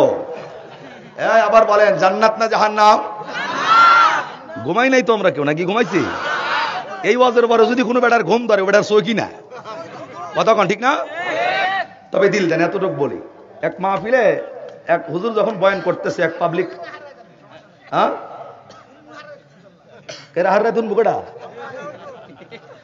এদিক তাকান, এক হুজুর বয়ান করতেছে মাহফিলে, হাররে তো শুনবেন কিন্তু বক্তার গলা তো আজকে চামড়া উড়াই দিতেছেন। আপনারা কি আনছেন এগুলা বলেন? বাইরে বক্স আনতে কন নাই কিল্লিগা, মনিটর কেন নাই? সব জায়গায় খরচ বেশি, গোস্ত খাওয়াইলেন, গোস্তর পরে গোস্ত খাইলাম, এই খাইলাম মাছ, এই খাইলাম শাক, আবার এই খাইলাম মুরগি, আবার এই খাইলাম গরু, এই ডাউল, এই দই, এত কিছু। আমি পাবলিককে কি বলি জানেন? যে ভাই আমার গোস্ত দিয়ে ভাত দেওয়ার দরকার নাই, যেটাতে ধান কাটমু কাশিতে যেন ধার থাকে। কথা কন না? ভালো মন্দ খাওয়াইছেন, মাগার এখানে যদি মাইর খেয়ে যায় কালকেও প্রোগ্রাম দুইটা করবো কেমনে? দিল দেন। তবে এক পাবলিকে যখন হুজুর বলছে এই জাহান্নামে কে কে যাবে হাত তোলো, হ্যাঁ পাবলিক তো ঘুমাইছে মাহফিলে ভাইয়া। ওই যে রহমতের দলিল দিছি প্রথম থেকেই, কারণ এই মাহফিলে রহমতের জায়গা, মানে রহমত পাইলে মানুষ ঘুমায় যায়। হুজুর যখন ঘুমাইছে পাবলিক, হুজুর যখন কইছে জাহান্নামে কে কে যাবে হাত তোলো, দেখে নিয়ত আছে নাকি? হ্যাঁ পাবলিক আর ওই জাহান্নাম শব্দটা শুনে নাই, শুধু হাত তোলার কথাটা শুই না, সিমকা ওইটা হাত তুলে বইছে। এখন হুজুর কয় এই তুই জাহান্নামে যাবি, তুই কি হিন্দু? এখন আশেপাশে দেখে আমি স্যার আর কেউ নাই। কয় হুজুর আমার দিকে কি হিন্দু মনে হয়? কয় হিন্দু মনে হয় না, কিন্তু জাহান্নামে যাওয়ার লিগে হাত তুলছো কেলা? এখন চোখ ডলতাছে আর ডাক দেখায় হুজুর আমি তো জানি যে হুজুররা যা কয় ভালো কামাই কয়, এখন আপনি তো জাহান্নামে প্যাঁচ মারছেন ওটা কি আমি জানি? এখন আপনাদের কি মনে হয় হুজুর কি প্যাঁচ মারছে না নিজে ঘুমাইয়া প্যাঁচ লাগাইছে? নিজে ঘুমাইয়া প্যাঁচ লাগাইছে। আমি যে ৭৩ দলের কথা কইছি, আজকে আলোচনাটা একটু করিন, পাবলিকের বুঝতে একটু অসুবিধা হইব। সকালবেলা দেখবেন যারা বুঝবো না শাসটলে কইব দলের শরীর কি দেখ কি বয়ান করে গেল, কিচ্ছু বুঝি নাই। কথা কন ঠিক না? না বুঝলে ওলামা কেরাম যারা আছে তাদের কাছ থেকে জিজ্ঞাসা করে নেবেন। আমি কইছি প্রথমেই যে নামাজ কালাম ছাড়া জান্নাতে যাওয়া যায়, কিছু মানুষ খালি এটা ধরে বয়ে রয়েছে যে হুজুর নামাজ আজকে থেকে পড়বো না, এমনি পড়ি না, আর হুজুরের মুখে কথা শুনলে তার কোনো কথাই নাই। তবে ভাই আবার বলেন জান্নাত চাই না জাহান্নাম? এক লোক আইসা আমার কাছে একদিন বাস্তবে একটা প্রশ্ন করতে, আমি এলাকার নাম বলছি না, আমি বলছি, আইসা ডাক ডাক করে হুজুর নামাজ কালাম তো জিন্দিগিতে কিচ্ছু পড়ি নাই, আল্লাহ আমারে কই দিব জান্নাতে দিব না জাহান্নামে? আমি বলছি ভাই এই প্রশ্ন আমারে কি লিগে করেন? এই প্রশ্ন করবেন ক্লাস 2-তে নুরানির একটা ছাত্র আছে ক্লাস 2-তে পড়ে, ওরে জিগাইলেও ও আপনার একটা হাদিস শোনায় দিবে, মিফতাহুল জান্নাতিস সালাহ, মানে নামাজ হইল বেহেশতের চাবি। কিছু মানুষ আছে আল্লাহরে বলবে আল্লাহ জান্নাত দাও, আল্লাহ বলবে যা। দৌড়াইছে বান্দায়, যখন দৌড়ায় যাওয়ার পরে দেখবে জান্নাতের দরজার ভিতরে তালা মারা। আল্লাহরে বলবে আল্লাহ এই আবার কি করলেন ভাই? যা ছিল তাই থাক, যা ছিল তাই থাক, ওটা কোরআন, ওটা আর ঘুম ঘুম করতেছে। তো আল্লাহ বলবে আল্লাহ জান্নাতের দরজায় তো তালা লাগানো। আল্লাহ ডাক ডাকা বেড়া চাবি তো তোর কাছে। কবে আল্লাহ চাবি তো পাই নাই। কয় চাবির খোঁজ যেহেতু পাস নাই তার জান্নাতে যাওয়ার কোনো অধিকার নাই। আমার বান্দা যারা জান্নাতে ঢুকবে তারা চাবির খবর জানে। কথা কন ঠিক না? তো লোক যখন আমারে বলছে হুজুর নামাজ কালাম পড়ি নাই, কই যাবো আল্লাহকে আমারে কোথায় দিবে বলেন? আমি বলছি ভাই এই প্রশ্ন আমারে নয়, অন্য অন্য জায়গায় গিয়ে করেন, ছাত্ররে করেন, সে আপনার জবাব দিবে। কয় হুজুর ছাত্র না আপনি কন। আমি বলছি আমি কওয়ার আগে আপনারা জিগাই, আপনি কি কোনো মুফতি সাহেব হুজুরে জিগাইছেন? কোনো আলেম ওলামা একরামকে জিজ্ঞাসা করছেন? কয় হুজুর যত হুজুরে জিগাইছি সব হুজুর একটা উত্তর দিছে। কি উত্তর? কয় নামাজ কালাম যেহেতু পড়বা না, মিফতাহুল জান্নাতিস সালাহ হাদিস যেমন সহি, নামাজ না পড়লে তো জান্নাতে যাওয়ার কোনো সুযোগ থাকে না। এখন আমি বলছি ভাই সব হুজুর যেই দলে আমি ওই দলে, কারণ আমি আলাদা করে কোনো ফতোয়া আপনারা দিচ্ছি না। এখন লোকটা জাহান্নামে শব্দ শুই না মাথা নিজ দিকে দিয়ে বই দিচ্ছে যে হুজুর তিলে জাহান্নামে গেলে উপায় কি? মাথা যখন মন যখন খারাপ, আস্তে করে বলছি ভাই জাহান্নামের কথা শুনে কি মন খারাপ হয়ে গেল? আপনাকে না ওইখানে কইছি। পরে ডাক দা কয় হুজুর মন খারাপ না হয়ে উপায় আছে, জাহান্নামে গেলে গতি আছে। আমি বলছি নামাজ কালাম যে পড়েন না, যদি আল্লাহ জাহান্নামে দিয়াই দেয় জাহান্নামের আগুন কি সহ্য করতে পারবেন? কয় হুজুর যদি আল্লাহ জাহান্নামে দিয়ে দেয় তাহলে তার কিছু করার নাই, যদি দিয়াই দেয় আল্লাহ তাহলে কষ্ট মষ্ট করে থাকুন লাগবো, আর কি করবো? নাউজুবিল্লাহ কইলেন না? ওনার ভিতরের থিওরিটা দেখেন, চিন্তা ফিকির হলে এইটা নামাজ কালাম পড়তে রাজি নাই, মাগার যদি আল্লাহ দিয়াই দেয় কষ্ট মষ্ট করে থাকুন লাগবো। এখন এই নিকলা দরিবারের এমন কেউ আছেন নাকি যে আল্লাহ জাহান্নামে দিলে 2-4 বছর কষ্ট করে থাকবেন? যারা কথা কন্যা মানে 6 মাসের নিয়ত করছেন, মোমবাতিটা জ্বালান, মোমবাতি একটা মোমবাতি জ্বালায় 5টা সেকেন্ড আঙ্গুল দিয়ে রাখেন, কতক্ষণ রাখতে পারেন? আর জাহান্নাম তো অনেক দূরের কথা, প্রশ্নই আসে না। কতক্ষণ, ঠিক না? তাহলে আল্লাহরে শুনে দেন তো ভাই, কি চাই, জান্নাত না জাহান্নাম? আল্লাহ আমাদেরকে দান করেন, আমাদের কবুল করেন, চিল্লায় করে আমিন। তো নবীর হাদিস কি? আল্লাহর নবী সাহাবীদেরকে ডাক দেখায়া, সাহাবী নিকলা দরিপাড়ার মানুষদেরকে জানায়া দিও, তারা যদি জান্নাতে যাইতে চায় আমল বেশি লাগবে না, আমল লাগবে ওয়ানলি ওয়ান। একটা আমল যদি কোন মানুষ হায়াতের জিন্দেগিতে কন্টিনিউ করে, আল্লাহ রাব্বুল আলামিন 73 টিকা বাছাই করে ওই বান্দাকে জান্নাতের মেহমান হিসাবে কবুল করবেন। সুবহানাল্লাহ। কেমনে জানি ড্যাম মারেন, সুবহানাল্লাহ রাখবা। এখন এই নবীর হাদিসটার এই আমলটা বলার আগে এবার কোরআনের আয়াতে আসবো। নবীর হাদিসের ভিতরে যে আমলটার ব্যাপারে আলোচনা এসেছেন, সেই সেম আলোচনা আল্লাহ তাআলা কোরআনেও করেছেন। পবিত্র কোরআনে সূরার নাম সূরাতুল আহজাব, 21 নম্বর পারার 19 নম্বর পৃষ্ঠার 12 নম্বর লাইনের 21 নম্বর আয়াত। নবীর হাদিসেও যে আলোচনা, আল্লাহ তাআলার কোরআনের সেই একই আলোচনা, অর্থাৎ সেম আয়াত, অর্থাৎ সেম আমল। আল্লাহ তাআলা নবী যেটা জানিয়েছেন, আল্লাহ সেটা জানিয়েছেন। আল্লাহ কি বললেন যে কোন আমলের বরকতে আপনি জান্নাতে যেতে পারেন? এবার দিল দেন। আমার ভাইরা, বিশ্বনবী সাহাবায়ে কেরামদেরকে ডাকতে বললেন, সাহাবী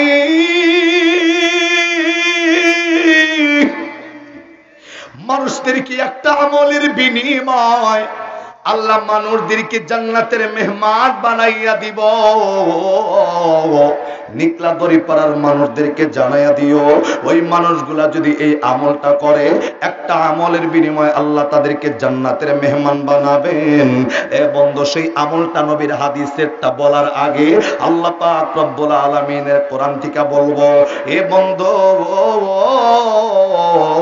আল্লাহ সূরাতুল আহজাব 21 নম্বর পারা 19 নম্বর পৃষ্ঠার 12 নম্বর লাইনের 21 নম্বর আয়াতে আল্লাহ ডেকে ডেকে ডাকতে বললেন, লাকাদ কানা লাকুম ফি রাসূলিল্লাহি উসওয়াতুন হাসানাতুন লিমান কানা ইয়ারজুল্লাহা ওয়াল ইয়াওমাল আখির ওয়া যাকারাল্লাহা কাসীরা।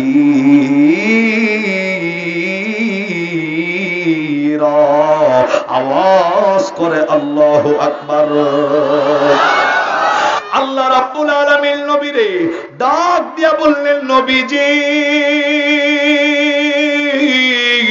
আপনি এলাকার মানুষদেরকে জানাইয়া দেন, আপনি বাংলাদেশের উম্মতদেরকে জানাইয়া দেন, নিকলা দরিপাড়ার উম্মতদেরকে আপনি জানাইয়া দেন, কোন মানুষ যদি দুনিয়া এবং আখিরাতের ময়দানে কল্যাণ পেতে চায়, দুনিয়াতেও যারা লাভবান হতে চায়, আখিরাতের ময়দানেও যারা লাভবান হতে চায়, আমি আল্লাহ তাদের জন্য একটা আমলকে নির্ধারিত করে দিলাম। কোন মানুষ যদি দুনিয়া এবং আখিরাতের ময়দানে কল্যাণ চায়, আমি আল্লাহ তাদের জন্য একটা আমল দিলাম, আমি আল্লাহ তাদের জন্য একটা আমলকে ফিক্সড করে দিলাম। এই বন্ধু, আমলটা কোন আমল? আল্লাহ রাব্বুল আলামিন ডেকে ডেকে ডাক দেয় মানুষরে, আমলটা হইল ওই, আমি আল্লাহ আদম থেকে শুরু করে কিয়ামতের দিন পর্যন্ত তামাম পৃথিবীর সকল মানুষের ভিতরে আমি আল্লাহ রাব্বুল আলামিন একটা মহানায়ক এই দুনিয়ার জমিনে পাঠাইছি, আমি আল্লাহ একটা আইডল এই দুনিয়ার জমিনে পাঠাইছি। আল্লাহ ডাক দেয়, আমি আল্লাহ একটা নেতা দুনিয়ার জমিনে পাঠাইছি, উত্তম চরিত্রওয়ালা আদর্শবান একটা মানুষ আমি আল্লাহ দুনিয়াতে পাঠাইছি। নিকলা দরিপাড়ার ভাইরা, আল্লাহ ডাক দেয়া বললেন, আমি আল্লাহ যেই নেতাকে দুনিয়াতে পাঠাইলাম, আমি আল্লাহ যেই আইডলকে দুনিয়াতে পাঠাইলাম, আমি আল্লাহ যেই সুন্দর চরিত্রওয়ালা মানুষকে দুনিয়াতে পাঠাইলাম, নিকলা দরিপাড়ার কোন মানুষ যদি আমি আল্লাহর সেই নেতার আদর্শ মেনে নেয়, আমি আল্লাহর সেই নায়কের আদর্শ মেনে নেয়, আমি আল্লাহর সেই মডেলের আদর্শ মেনে নেয়, আমি আল্লাহর সেই উত্তম চরিত্রওয়ালা মানুষের চরিত্র যদি কোনো মানুষ ব্যক্তিগত জীবন জীবনে, পারিবারিক জীবনে, সামাজিক জীবনে, রাজনৈতিক জীবনে যারা মেনে নেবে, আল্লাহ ডেকে ডেকে ডাক দেয়, ওই মানুষগুলা দুনিয়াতেও কামিয়াবি, ওই মানুষগুলা আখিরাতের ময়দানেও কামিয়াবি হয়ে যাবে। আওয়াজ করে জোরে জোরে সুবহানাল্লাহ। বন্ধু, আল্লাহ রাব্বুল আলামিন যে কামিয়াবির ব্যাপারে জানাইছেন, আল্লাহ যে কামিয়াবি দিয়ে আপনারে ধন্য কইরা দিব, এই কামিয়াবি কিন্তু 10 টাকা 5 টাকার কামিয়াবি নয়। এই কামিয়াবি মানে আপনার ঘাটাইল উপজেলার ভিতরে গিয়া এই বন্ধু 5 তলা বিল্ডিং এর মালিকের কামিয়াবি নয়, গুলশান বনানীতে 2টা ফ্ল্যাটের মালিক মানে কামিয়াবি নয়। আল্লাহ যে কামিয়াবির ব্যাপারে জানাইছেন, সেটাও আমার আল্লাহ এই পবিত্র কোরআনে 30 পারার সূরাতুল ফাজরের একেবারে শেষের আয়াত আল্লাহ নাজিল করে বলেন, আল্লাহ বললেন, ফাদখুলি ফি ইবাদি ওয়াদখুলি জান্নাতি। আরে আওয়াজ হয় না আল্লাহু আকবার কোন? আল্লাহ জানিয়েছেন আল্লাহর কামিয়াবি হইল ফাদখুলি ফি ইবাদি ওয়াদখুলি জান্নাতি। আল্লাহর আইডল, আল্লাহর মডেল, আল্লাহর নায়ক, আল্লাহর উত্তম চরিত্রওয়ালা মানুষের চরিত্র, ব্যক্তিগত জীবন, পারিবারিক জীবন, সামাজিক জীবন, রাজনৈতিক জীবনে মেনে নিলে দুনিয়াতেও শান্তি, আখিরাতে জান্নাত দিয়া ধন্য করে দিবেন কে? আর আরেকবার আল্লাহর নাম জোরে বলেন কে? এখন নায়কের নাম বলাতে যে আল্লাহ তাআলা আবার কোন নায়ক দুনিয়াতে পাঠাইছে, যারা যুবক, ওদের ভিতরে চিন্তা শাকিব খান আর সালমানের। কতক্ষণ না গেলা? ঠিক না ঠিক না ঠিক না? অনেক মুরব্বীরা দেখবেন মাহফিলে 11টা পর্যন্ত বয়া থাকতে পারে না, কিন্তু চাষটলে রাত্রে 2টা পর্যন্ত টিভি দেখে। কথা কয় না? আবার ডাক দকে আজকার বইটা খুব ভালো আসাল রে। কিরা ভালো আসাল? বই বই। ওরা সিনেমা কয় না, হেরা কয় বই। ফজরের নামাজটা পইরা চাষটলে বহে। আবার কিছু আছে দেখবেন এমন তাহাজ্জুদওয়ালা, রাত্রিবেলা তাহাজ্জুদ পইরা সকালে চাষটলে যায় ঘুমায়, এমনি হাই তোলে। চাষটলা যাক দেখায়, ও ঘুমান না রাত্রে? কেমনে ঘুমাবো বেড়া? 10 বছর ধরে তাহাজ্জুদের নামাজ রাত্রে কি সারি আমি? ঘুমানোর টাইম আছে আমার? কথা কন না গেলা? আবার কিছু হাজি আছে এমন দেখবেন, মক্কা থেকে হজ করে আসছে, ওই লোকটার যদি হাজি না বলা হয়, হাজির মেজাজ গরম, এমন হাজি আছে না নাই? আরে ভাই, কত ইবাদতকারী যে দেখলাম দুনিয়াতে। তো নায়কের কথা বললেই যুবকের মনে আসে সালমান আর শাহরুখ খান। সালমান কেডা? সাকিব খান কেডা? সাকিব খান যেটা বিয়া না কইরা জায়গায় জায়গায় পোলাপান জন্ম দেয়। আরে কথা কন না গেলা? আর সালমান খান কেডা? যে বেটা বুড়ো হয়ে গেছে, এখনো পর্যন্ত বিয়ার নামে কোনো খবর নাই। কতক্ষণ? নায়কের নাম বললে তার কথা মনে হয়। আর যদি বলি মডেল, মডেল বললে মনে হবে যে ব্রাজিলের কি আছে প্লেয়ার একটা, নেইমার, আর্জেন্টিনার আছে মেসি, অমুক জায়গার কাকা, অমুক জায়গার ফাঁকা, এগুলার কথা খালি মনে হয়। ভাই, মডেল মডেল মডেল পাঠাইছেন কে? উত্তম চরিত্রওয়ালা একজন মানুষ আল্লাহ যাকে নেতা, যাকে মডেল, যাকে যে জায়গায় নেবেন সেই জায়গায় যিনি ফিট, তার নাম হলো লাকাদ কানা লাকুম ফি রাসূলিল্লাহ। আল্লাহু আকবার কোন? আল্লাহর রাসূলের নাম বইলা বলছেন উসওয়াতুন হাসানা, সবচেয়ে উত্তম চরিত্র দিয়া আমি আল্লাহ রাব্বুল আলামিন দুনিয়ার জমিনে একজন নেতা নির্বাচন করে পাঠিয়েছি।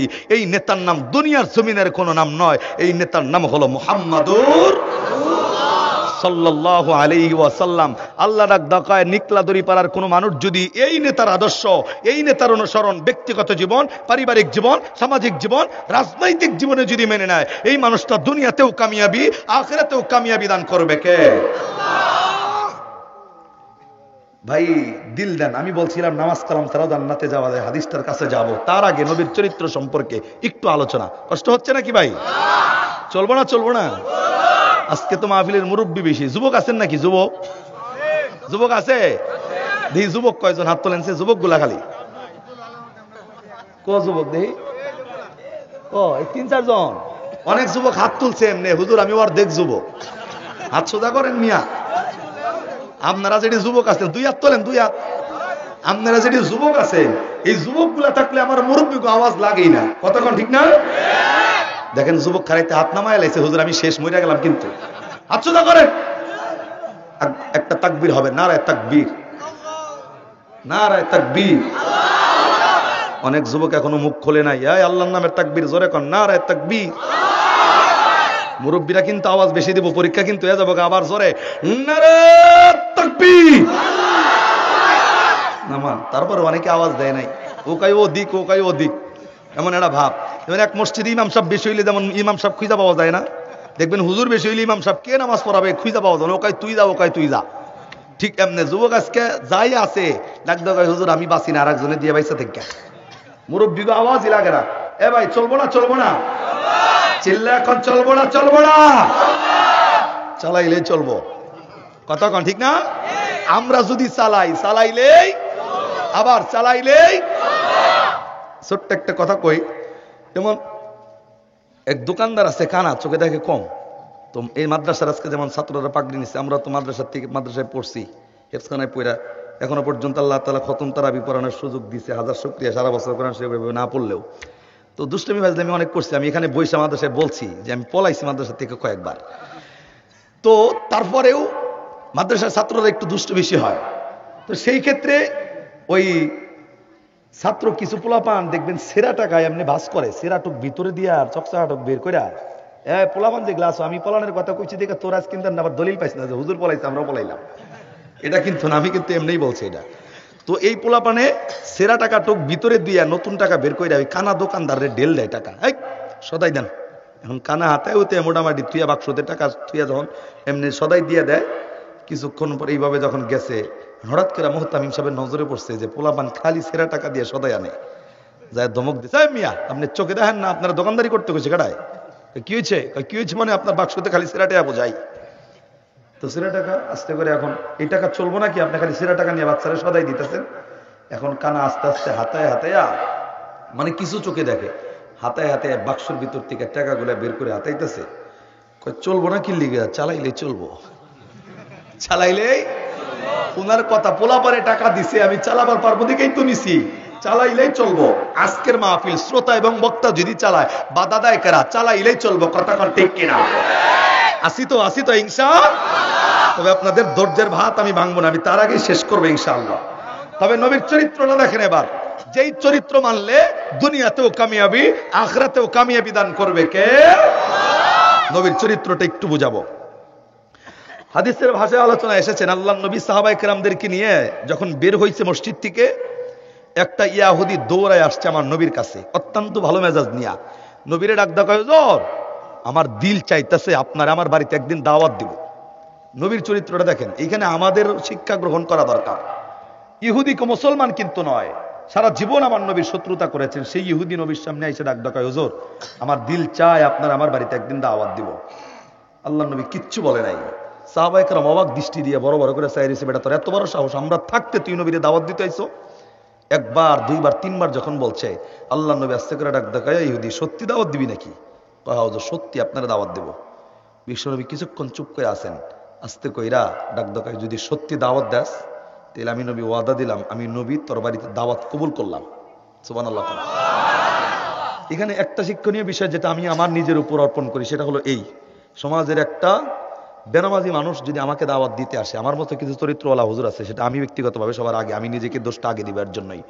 সমাজের ভিতরে কিছু চরিত্রওয়ালা এমন আছে, হুজুর বেনামাজি দাওয়াত দিতে আইলে ডাক ডাকা, এই মিয়া তুই তো নামাজ পড়স না, তোর বাড়িতে আবার কিসের দাওয়াত আমার?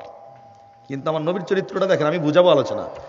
নবীর চরিত্র হলো এই, ইহুদির বাড়িতে দাওয়াত কবুল করছে, এখন আমি তারে তারাই দিছি, কিন্তু নবী দাওয়াত কবুল করার পিছনের কারণ কি? আস্তে কইরা ইহুদি যখন খুশি দৌড়ায় চলে গেছেন যে নবী দাওয়াত কবুল করছে, আর কি লাগে। যখন চলে গেছে সাহাবায়ে কেরাম আস্তে কইরা নবীরে ডাক দেখায়, নবী আপনি ইহুদির বাড়িতে দাওয়াত কবুল করলেন? যেই বেড়া আপনারে দেখলে ওই রাস্তা দিয়া চলে না, যেই বেড়ারা আপনার কথা শুনলে কানের ভিতরে আঙ্গুল দিয়ে তুলা দিয়ে রাস্তা দিয়া চলে, যেই বেড়ারা আপনারে মারার জন্য কত চেষ্টা না চালাইছে, সেই ইহুদির বাড়িতে আপনি কেমনে দাওয়াত কবুল করেন? আল্লাহর নবী আস্তে করে মুস্কে হাসি দিয়া সাহাবীদেরকে ডাক দেখায়, সাহাবী আমি দাওয়াত কবুল করেছি মিয়া, ওর বাড়িতে দাওয়াত খাওয়া আমার মেন উদ্দেশ্য, মেন টার্গেট নয়। হেদায়েতের মালিক তো আমি নবী না, হেদায়েতের মালিক কে?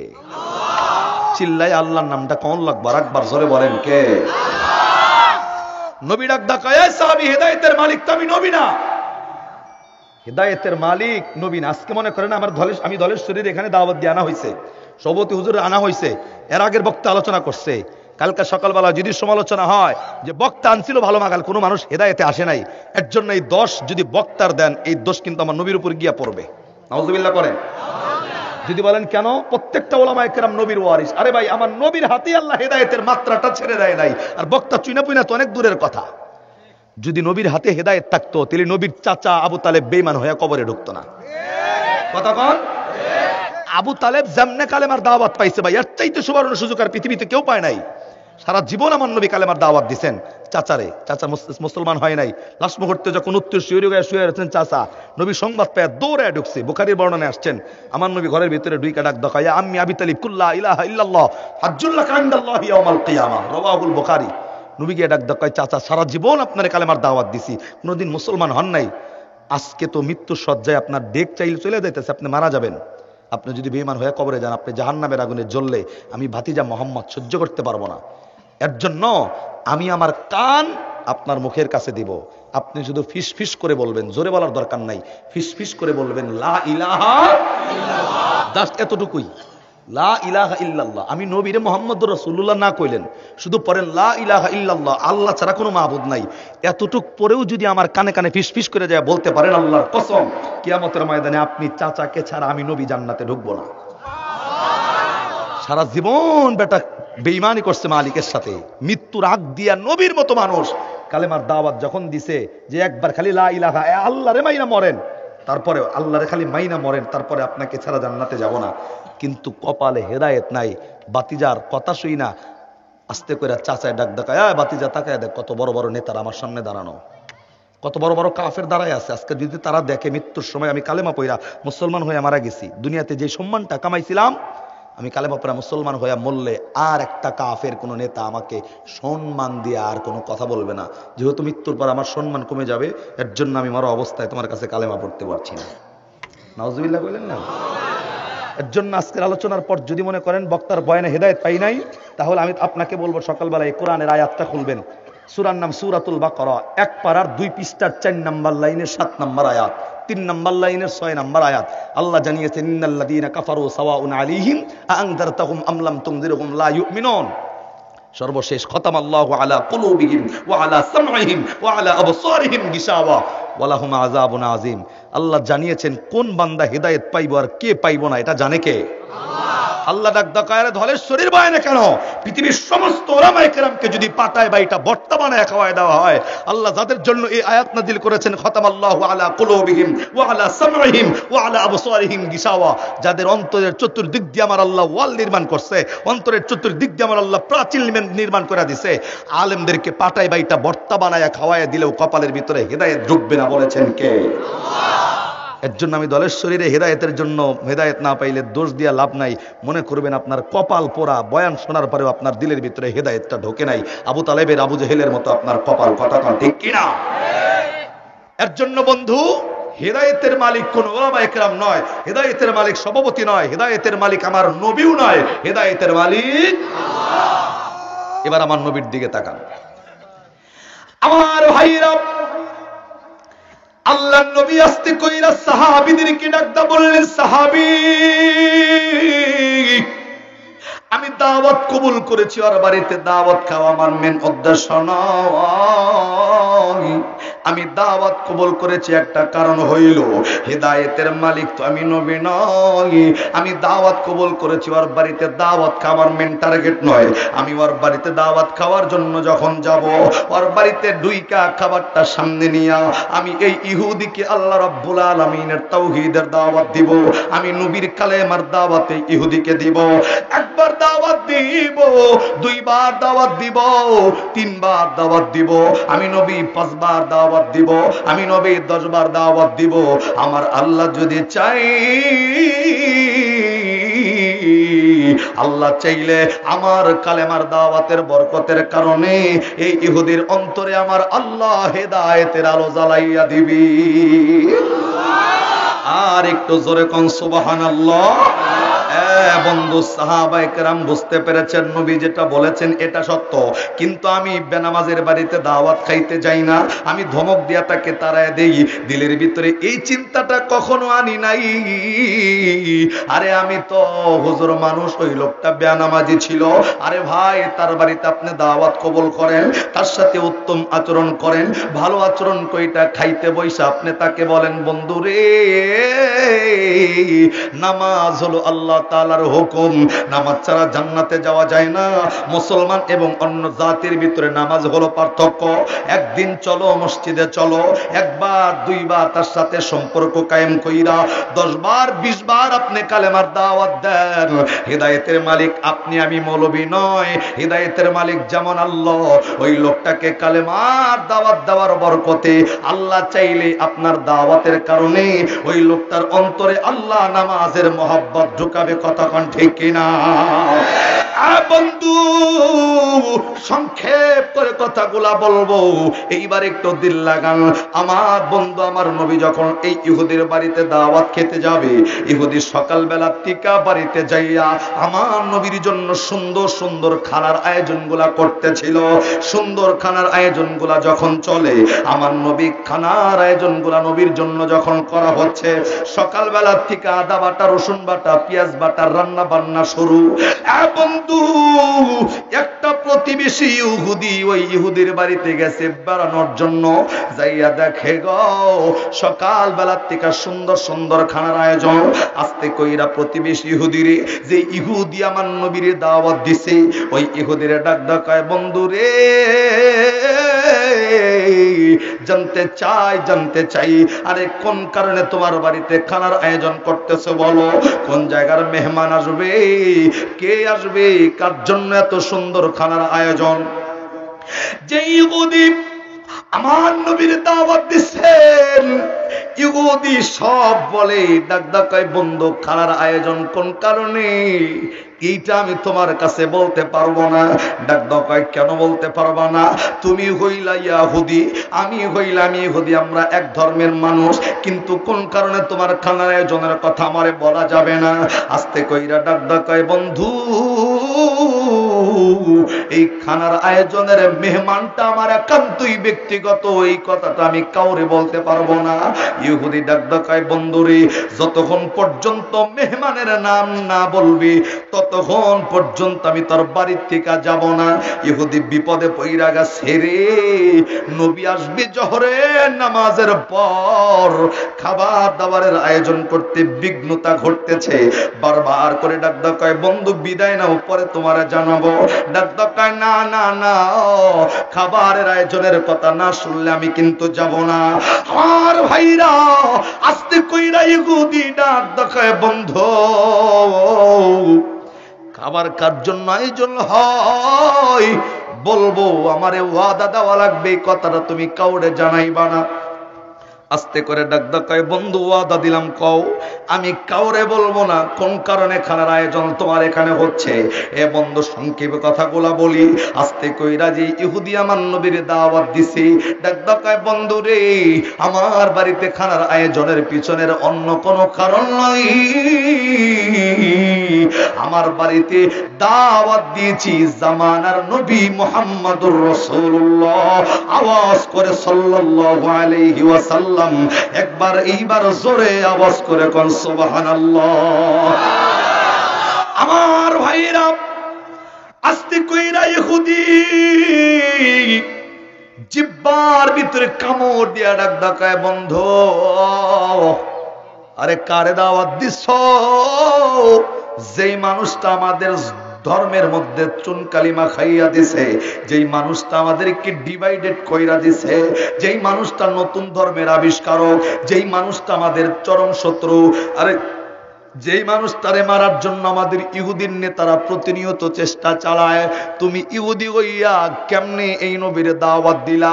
ডাক ডাকায় ইহুদি আমি তার ওয়াদা দিছিলাম কাউরে কমু না, কিন্তু নবীরে দাওয়াত দিছো এটা আমি ভিতরে রাখতে পারছি না, এই মুহূর্তে দলের নেতারে জানাবো, তরে আমি এলাকা ছাড়া করব, দেশ ছাড়া করব, তোকে গ্রাম ছাড়া করে বের কইরা দিব। বন্ধু ইহুদি ডাক ডাকায় বন্ধু তুই না ওয়াদা দিছস কাউরে কবি না? ডাক ডাকায় এই ওয়াদা আমি মানতে পারলাম না।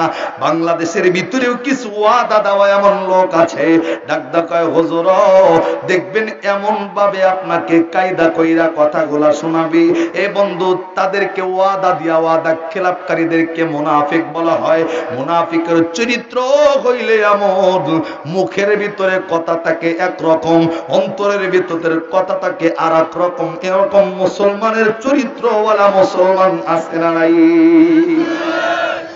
ইহুদিরে ডাকদা কয় বন্ধু নবীরে দাওয়াত দিছ, আরে যেই ইহুদি যেই নবী আমাদেরকে দুশ্মন মনে করে, যেই নবী মুসলমানের ভিতরে চুনকালি মাখছে, এই মুহূর্তে দেরি নয়, তক করে এক্ষুনি এলাকা ছাড়া করব, ইহুদির নেতারাকে জানায় দিব। আস্তিকের ইহুদি ডাকদা কয় বন্ধু তুই না ওয়াদা দিলি কাউরি কবি না? কই ওয়াদা দিছি তাতে কি হয়েছে, যেটা কাজ করতেছো যে কাজে ওয়াদা রাখা যায় না। কিছুক্ষণ পরে ইহুদি যখন দেখলো যে বিপদ হয়ে গেল, আমি যদি এলাকা সারা হইতিল অমনি কি হইব, আস্তে করে ডাকদা কয় বন্ধু শহীদ নবীরে যে দাওয়াত দিছে, এই দাওয়াত দিয়া দাওয়াত খাওয়ানোই মেন টার্গেট নয়, এটার পিছনে আর একটা কারণ আছে। ডাকদা কয় কি কারণ? কয় প্রথম কারণটা কইছে, দ্বিতীয় কারণ কইলে তারও বিপদ বাড়বো। এটা এতটাই পার্সোনাল দ্বিতীয় কারণ, যেটা আমার নিজের বিবির কাছে পর্যন্ত আমি বলি নাই। কেননা আমরা জানি পুরুষ মানুষের ভিতরে কথা রাখার ধারণ ক্ষমতা যতটুকু বেশি, মহিলাদের মধ্যে তার চাইতে অনেক কথা কন, অনেক। মহিলারা 5-6 জন যদি একত্রিত হইতে পারে, দেখবেন যে 2 বছর 5 বছরের আগের আলোচনা চলতেছে, এর সমালোচনা ওইটা কয় আমার জামাইটা ভালো পাইলাম না, তার জামাইটা ভু কত ভালো রে। আছে না, আছে না? এই এলাকায় না, অন্য অন্য মা বোনদের কথা কইতেছি, এটা না হলে কবে যে মৌলবী জানি এলাকায় জীবনে না ঢুকে। এই এলাকার মা বোনরা আলহামদুলিল্লাহ ভালো আছে, কিন্তু আমার নবীর জমানের আলোচনা হইলো এমন, একজন পুরুষ মানুষের ভিতরে কথা রাখার ধারণ ক্ষমতা যতটুকু বেশি, মহিলার ভিতরে ততটুকু নাই। তারা গোপন কথা গোপন রাখতে পারে না, বেশিক্ষণ অস্থির হয়ে যায় একটা কথা কোয়ার লিগা মানুষের কাছে। ঠিক এই ইহুদি ডাকদা কয় বন্ধু এই কথাটা আমার এতটাই পার্সোনাল যে আমার নিজের বিবির কাছে পর্যন্ত কই নাই। কয় তোর বিবির কস নাই তাতে কি, আমারে কয় আগের বার কয়া যে বিপদে পড়ছি পরেরটা করলে তারও বিপদ বাড়বো। কয় আগের বার কসম করছিলাম 5টা, এবার খাইলাম 10টা, খালি কতই আমারে। কিছু মুসলমান আছে দেখবেন যে দেখবেন কয় না নামাজ না পড়লেও ইমান বড় তাজা, ইমান বড় মজবুত। কথা কম না গেলা? এগুলা বলে নামাজ না পড়লেও ইমান তাজা, অথচ আমার নবী ডাকদা বলছেন মাং দিন আলিমাল্লাহ সালাত আলাহু, যার নামাজ নাই তার দিন দুনিয়া কিছুই নাই। কথা কম না কেন? আর একজন মানুষ কাফের হওয়ার জন্য এতটুকুই যথেষ্ট, মান কাফারা সালাতান মুতাআম্মিদান ফাকাদ কাফারা। একজন মানুষ কাফের হওয়ার জন্য এটাই যথেষ্ট, কোনো মানুষ যদি ইচ্ছাকৃতভাবে নামাজ ছেড়ে দেয়। এখন আপনি আমি চিন্তা করতেছি নামাজ না পড়লেও ইমান বড় মজবুত, আর আপনার ইমান এরা এবার মজবুতের কি হইল? কথা কন না গেলা? ঠিক না, ঠিক না, ঠিক না?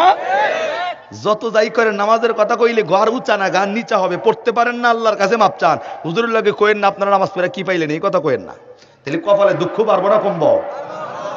তো বলতেছে বন্ধু আগের বার কসম 5টা খাইছে, এবার 10টা, তুই আমারে কিল্লিগা আজকের এই আয়োজন? কয় বিবিরে কই নাই। কয় বিবিরে না কইলে আমারে ক। কিছুক্ষণ পরে আস্তে করে ডাকদা কয় বন্ধু নবীরে দাওয়াত দিছি, কাউরে কবি না, আমি তোরে কইলাম। কয় সমস্যা কি, তুই ইহুদি আমি ইহুদি, আমরা হইলাম জাতে এক জাত, অন্য জন্য কর টাইম আছে কইয়ালা। আস্তে করে ডাকদা কয় বন্ধু নবীরে দাওয়াত দিছে, আসলেও মনের ভিতরে টার্গেট ছিল একটা নিয়া, মুখের ভিতরে ভাষা বলছি নবীরে আর একটা। এই নবীরে মারার জন্য তো কত কাফের চেষ্টা চালায়া পারে নাই, কত বেঈমান চেষ্টা চালায়া পারে নাই, কত ইহুদিন নেতারা চেষ্টা চালায়া পারে নাই। আমি নবীরে দাওয়াত দিছি, বাড়িতে আনবো, সুন্দর খাবার ঠিকই পাকাইছি, এই খাবারের ভিতরে আমি নবীর জন্য বিষ মিশায়া রাখবো। নবী আইসা খাবার খাবে, বিষযুক্ত খাবার খাবে, নবী দুনিয়ার থেকে বিদায় হয়ে যাবে। আমি মানুষদেরকে দেখায় দিব ছোট্ট ইহুদি নবীকে মাইরা বিদায় করে দেখাইছি। চিল্লায় নাউজুবিল্লাহ জোরে। এইবার প্রতিবেশী ডাকদা কয় বেটা তুই না আমার বাপের কাম করছস, হ্যাঁ ডরাস কিল্লিগা? তুই তো আমার বাপের কাম করছস, তুই কিল্লিগা ভয় পাইতাছ? দেখবেন এক বন্ধু আর এক বন্ধুর উপকার করলে ডাকদা কয় তুই আমার বাপের কামটা করলি আজকে। ঠিক এমনি ডাকদা কয় তুই নবীরে মারবি, আমার দিকে ভয় পাইতেছ, আমি তোরে কইলে না আমি সাহায্য দিব, আরো বেটা তুই ভয় পাস কেন? আস্তে কইরাই আলোচনা যখন চলছে, কিছুক্ষণ পরে ইহুদি ডাকদা কয় বন্ধু তুই রান্না বান্না কর, নবী তো দুপুরে আইব, আমি নবী আশার আগ দিয়ে আইসা তোর লগে এক লগে দাঁড়ায় দাঁড়ায় আজকে দেখবো নবী কেমনে মরে। নাউজুবিল্লাহ কন না কেন? ইহুদি ডাকদা কয় ঠিক আছে। ইহুদি রান্না বান্না শুরু করছে, এইদিকে ইহুদি চলে গেছে প্রতিবেশী। আস্তে আস্তে যখন রান্না বান্না কমপ্লিট হয়ে গেছে, আমার নবী জোহরের নামাজের পরে আসবে ইহুদির বাড়িতে দাওয়াত খাইতে। যখন আসবে আস্তে করে আমার নবী আস্তে আস্তে ইহুদির বাড়ির সামনে যখন আইসা, নবী যখন একটা সাউন্ড করছে, শব্দ করছে, ইহুদি দৌড়ায় গেছে নবীর সামনে, বাড়ির বাহিরে নবীর রিসিভ করার জন্য। ভিতরে খাবারের ভিতরে বিষ, কিন্তু নবীরে যায় আস্তে করে ডাকদা কয় হুজুর আপনি যে এই পর্যন্ত আইলেন অসুবিধা হয় নাই তো, কষ্ট হয় নাই তো? নাউজুবিল্লাহ কন্যা। এমন চরিত্রওয়ালা মানুষ আছে না নাই? যাদের ভিতরে একটা বাহির আর একটা। দেখবেন আমগমতো হুজুর যদি কোনো আম পাবলিক দেখে, স্বপ্না ডাক দরকার হুজুর আপনারা দেখলে কলিজাটা বইরা যায়। যখনই আমরা একটু দূরে চলে যাবো, ওই ধারা জীবন মাইসের তা খাইয়া এরকম পরিমাণ আইছে। কথা কম না? এই যে লম্বা জুব্বা গাই দেই, এই যে হুজুর পড়ছে, এক চেনে আছে এমন কয় হুজুর দেশের কাপড়ের যেই ঊর্ধ্বগতি, প্রত্যেকটা বাজারের কাপড়ের দামটা তো আপনারা বাড়াইতেছেন, কি লিগা? কয় এত লম্বা জামা পরার কি আছে? নাউজুবিল্লাহ কইলেন না? আমরা বলে কাপড়ের দাম বাড়াইছি, অথচ আমগো সামনে আয় এমন দরবেশের ভাব দেখায় যে মনে হয় আসমান থেকে কেবল জান্নাত থেকে পলাই আইলো। কথা কন না কেন? আল্লাহ নবী এদেরকে নির্ভেজাল মুনাফিক বলেছেন। মুনাফিকের 4টা চরিত্র নবীর হাদিস, আরবাউন মান কুন্না ফীহি কানা মুনাফিকান খালিসা, আমান কানাত ফীহি খাসলাতুম মিনহুন্না কানাত ফীহি খাসলাতুম মিনান নিফাক হাত্তা ইয়াদাহা ইযা তুমিনা খানা ওয়া ইযা হাদাসা কাযাবা ওয়া ইযা আহাদা গাদারা ওয়া ইযা খাসামাল ফাজার। বিশ্বনবী বলেছেন মুনাফিকের 4টা আলামত থাকবে, আর কোন বান্দার এই 4টার একটাও যদি ভিতরে থাকে, আল্লাহ নবী ডাক দেয় সে মুনাফিক। আর যদি মুনাফিক হও, আপনার আমার জন্য একটা জায়গা আল্লাহ রেখেছেন। আল্লাহর বর্ণনা, ইন্নাল মুনাফিকিনা ফিদ দারকিল আসফালি মিনান নার, জাহান্নাম মুনাফিকের জন্য রেডি রেখেছেন কে? আল্লাহ। 4টা আলামতের ভিতরে একটা আলামতের ভিতরে আমরা মোটামুটি সবাই যুক্ত। যদি বলেন কি? আল্লাহ নবী বলেছেন কথা বলার সময় যারা মিথ্যা কথা বলে, যেই ব্যক্তি মিথ্যা ছাড়তে পারে নাই সেই ব্যক্তি মুনাফিক। আর এই অবস্থায় যদি মৃত্যু হয়, ওই ব্যক্তি মুনাফিক হয়ে মারা গেল। মুনাফিক আমাদের বাংলাদেশের মুসলমানের ভিতরে আছে না নাই? মিথ্যা কথা আছে না নাই? এইদিকে আলোচনা গেলে লম্বা হবে। তবে নবী আসছে, উত্তম আচরণ করতেছে নবীর লগে, কিন্তু খাবারে বিষ মিশায় রাখছে। নাউজুবিল্লাহ জোরে। আমার ভাইরা, আল্লাহ নবীর ডেকে ডেকে ডাক দেখায়, নবীজি আপনি আমার বাড়ি পর্যন্ত আইছেন, হুজুর আমার দিলটা ভইরা গেছে, আপনার জন্য সুন্দর খানার আয়োজন আমি করে রাখছি। বন্ধু সংক্ষেপ কথাটা বলে দেই, আমার নবী কেমন চরিত্রওয়ালা নবী।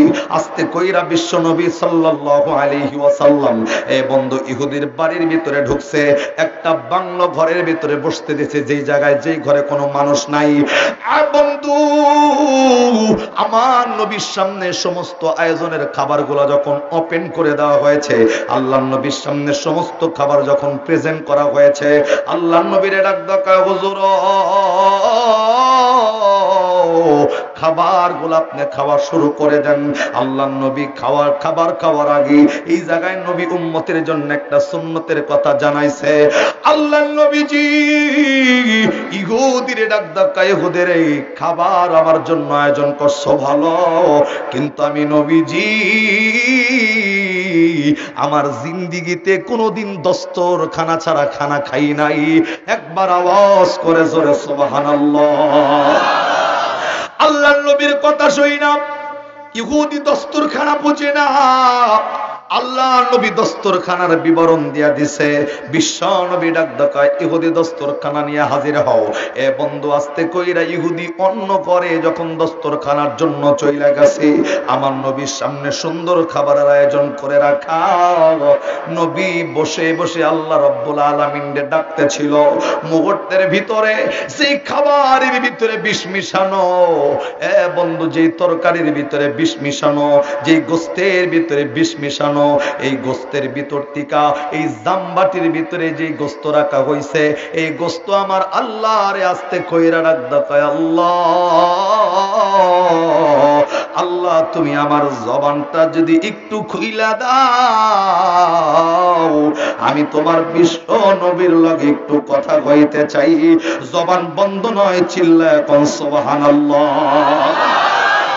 আমার ভাইরা, আল্লাহ রাব্বুল আলামিন জামবাটির গোশত যখন আল্লাহরে বলছেন, আল্লাহ নবীর লগে কথা বলার জন্য আমার জবান খুইলা দাও।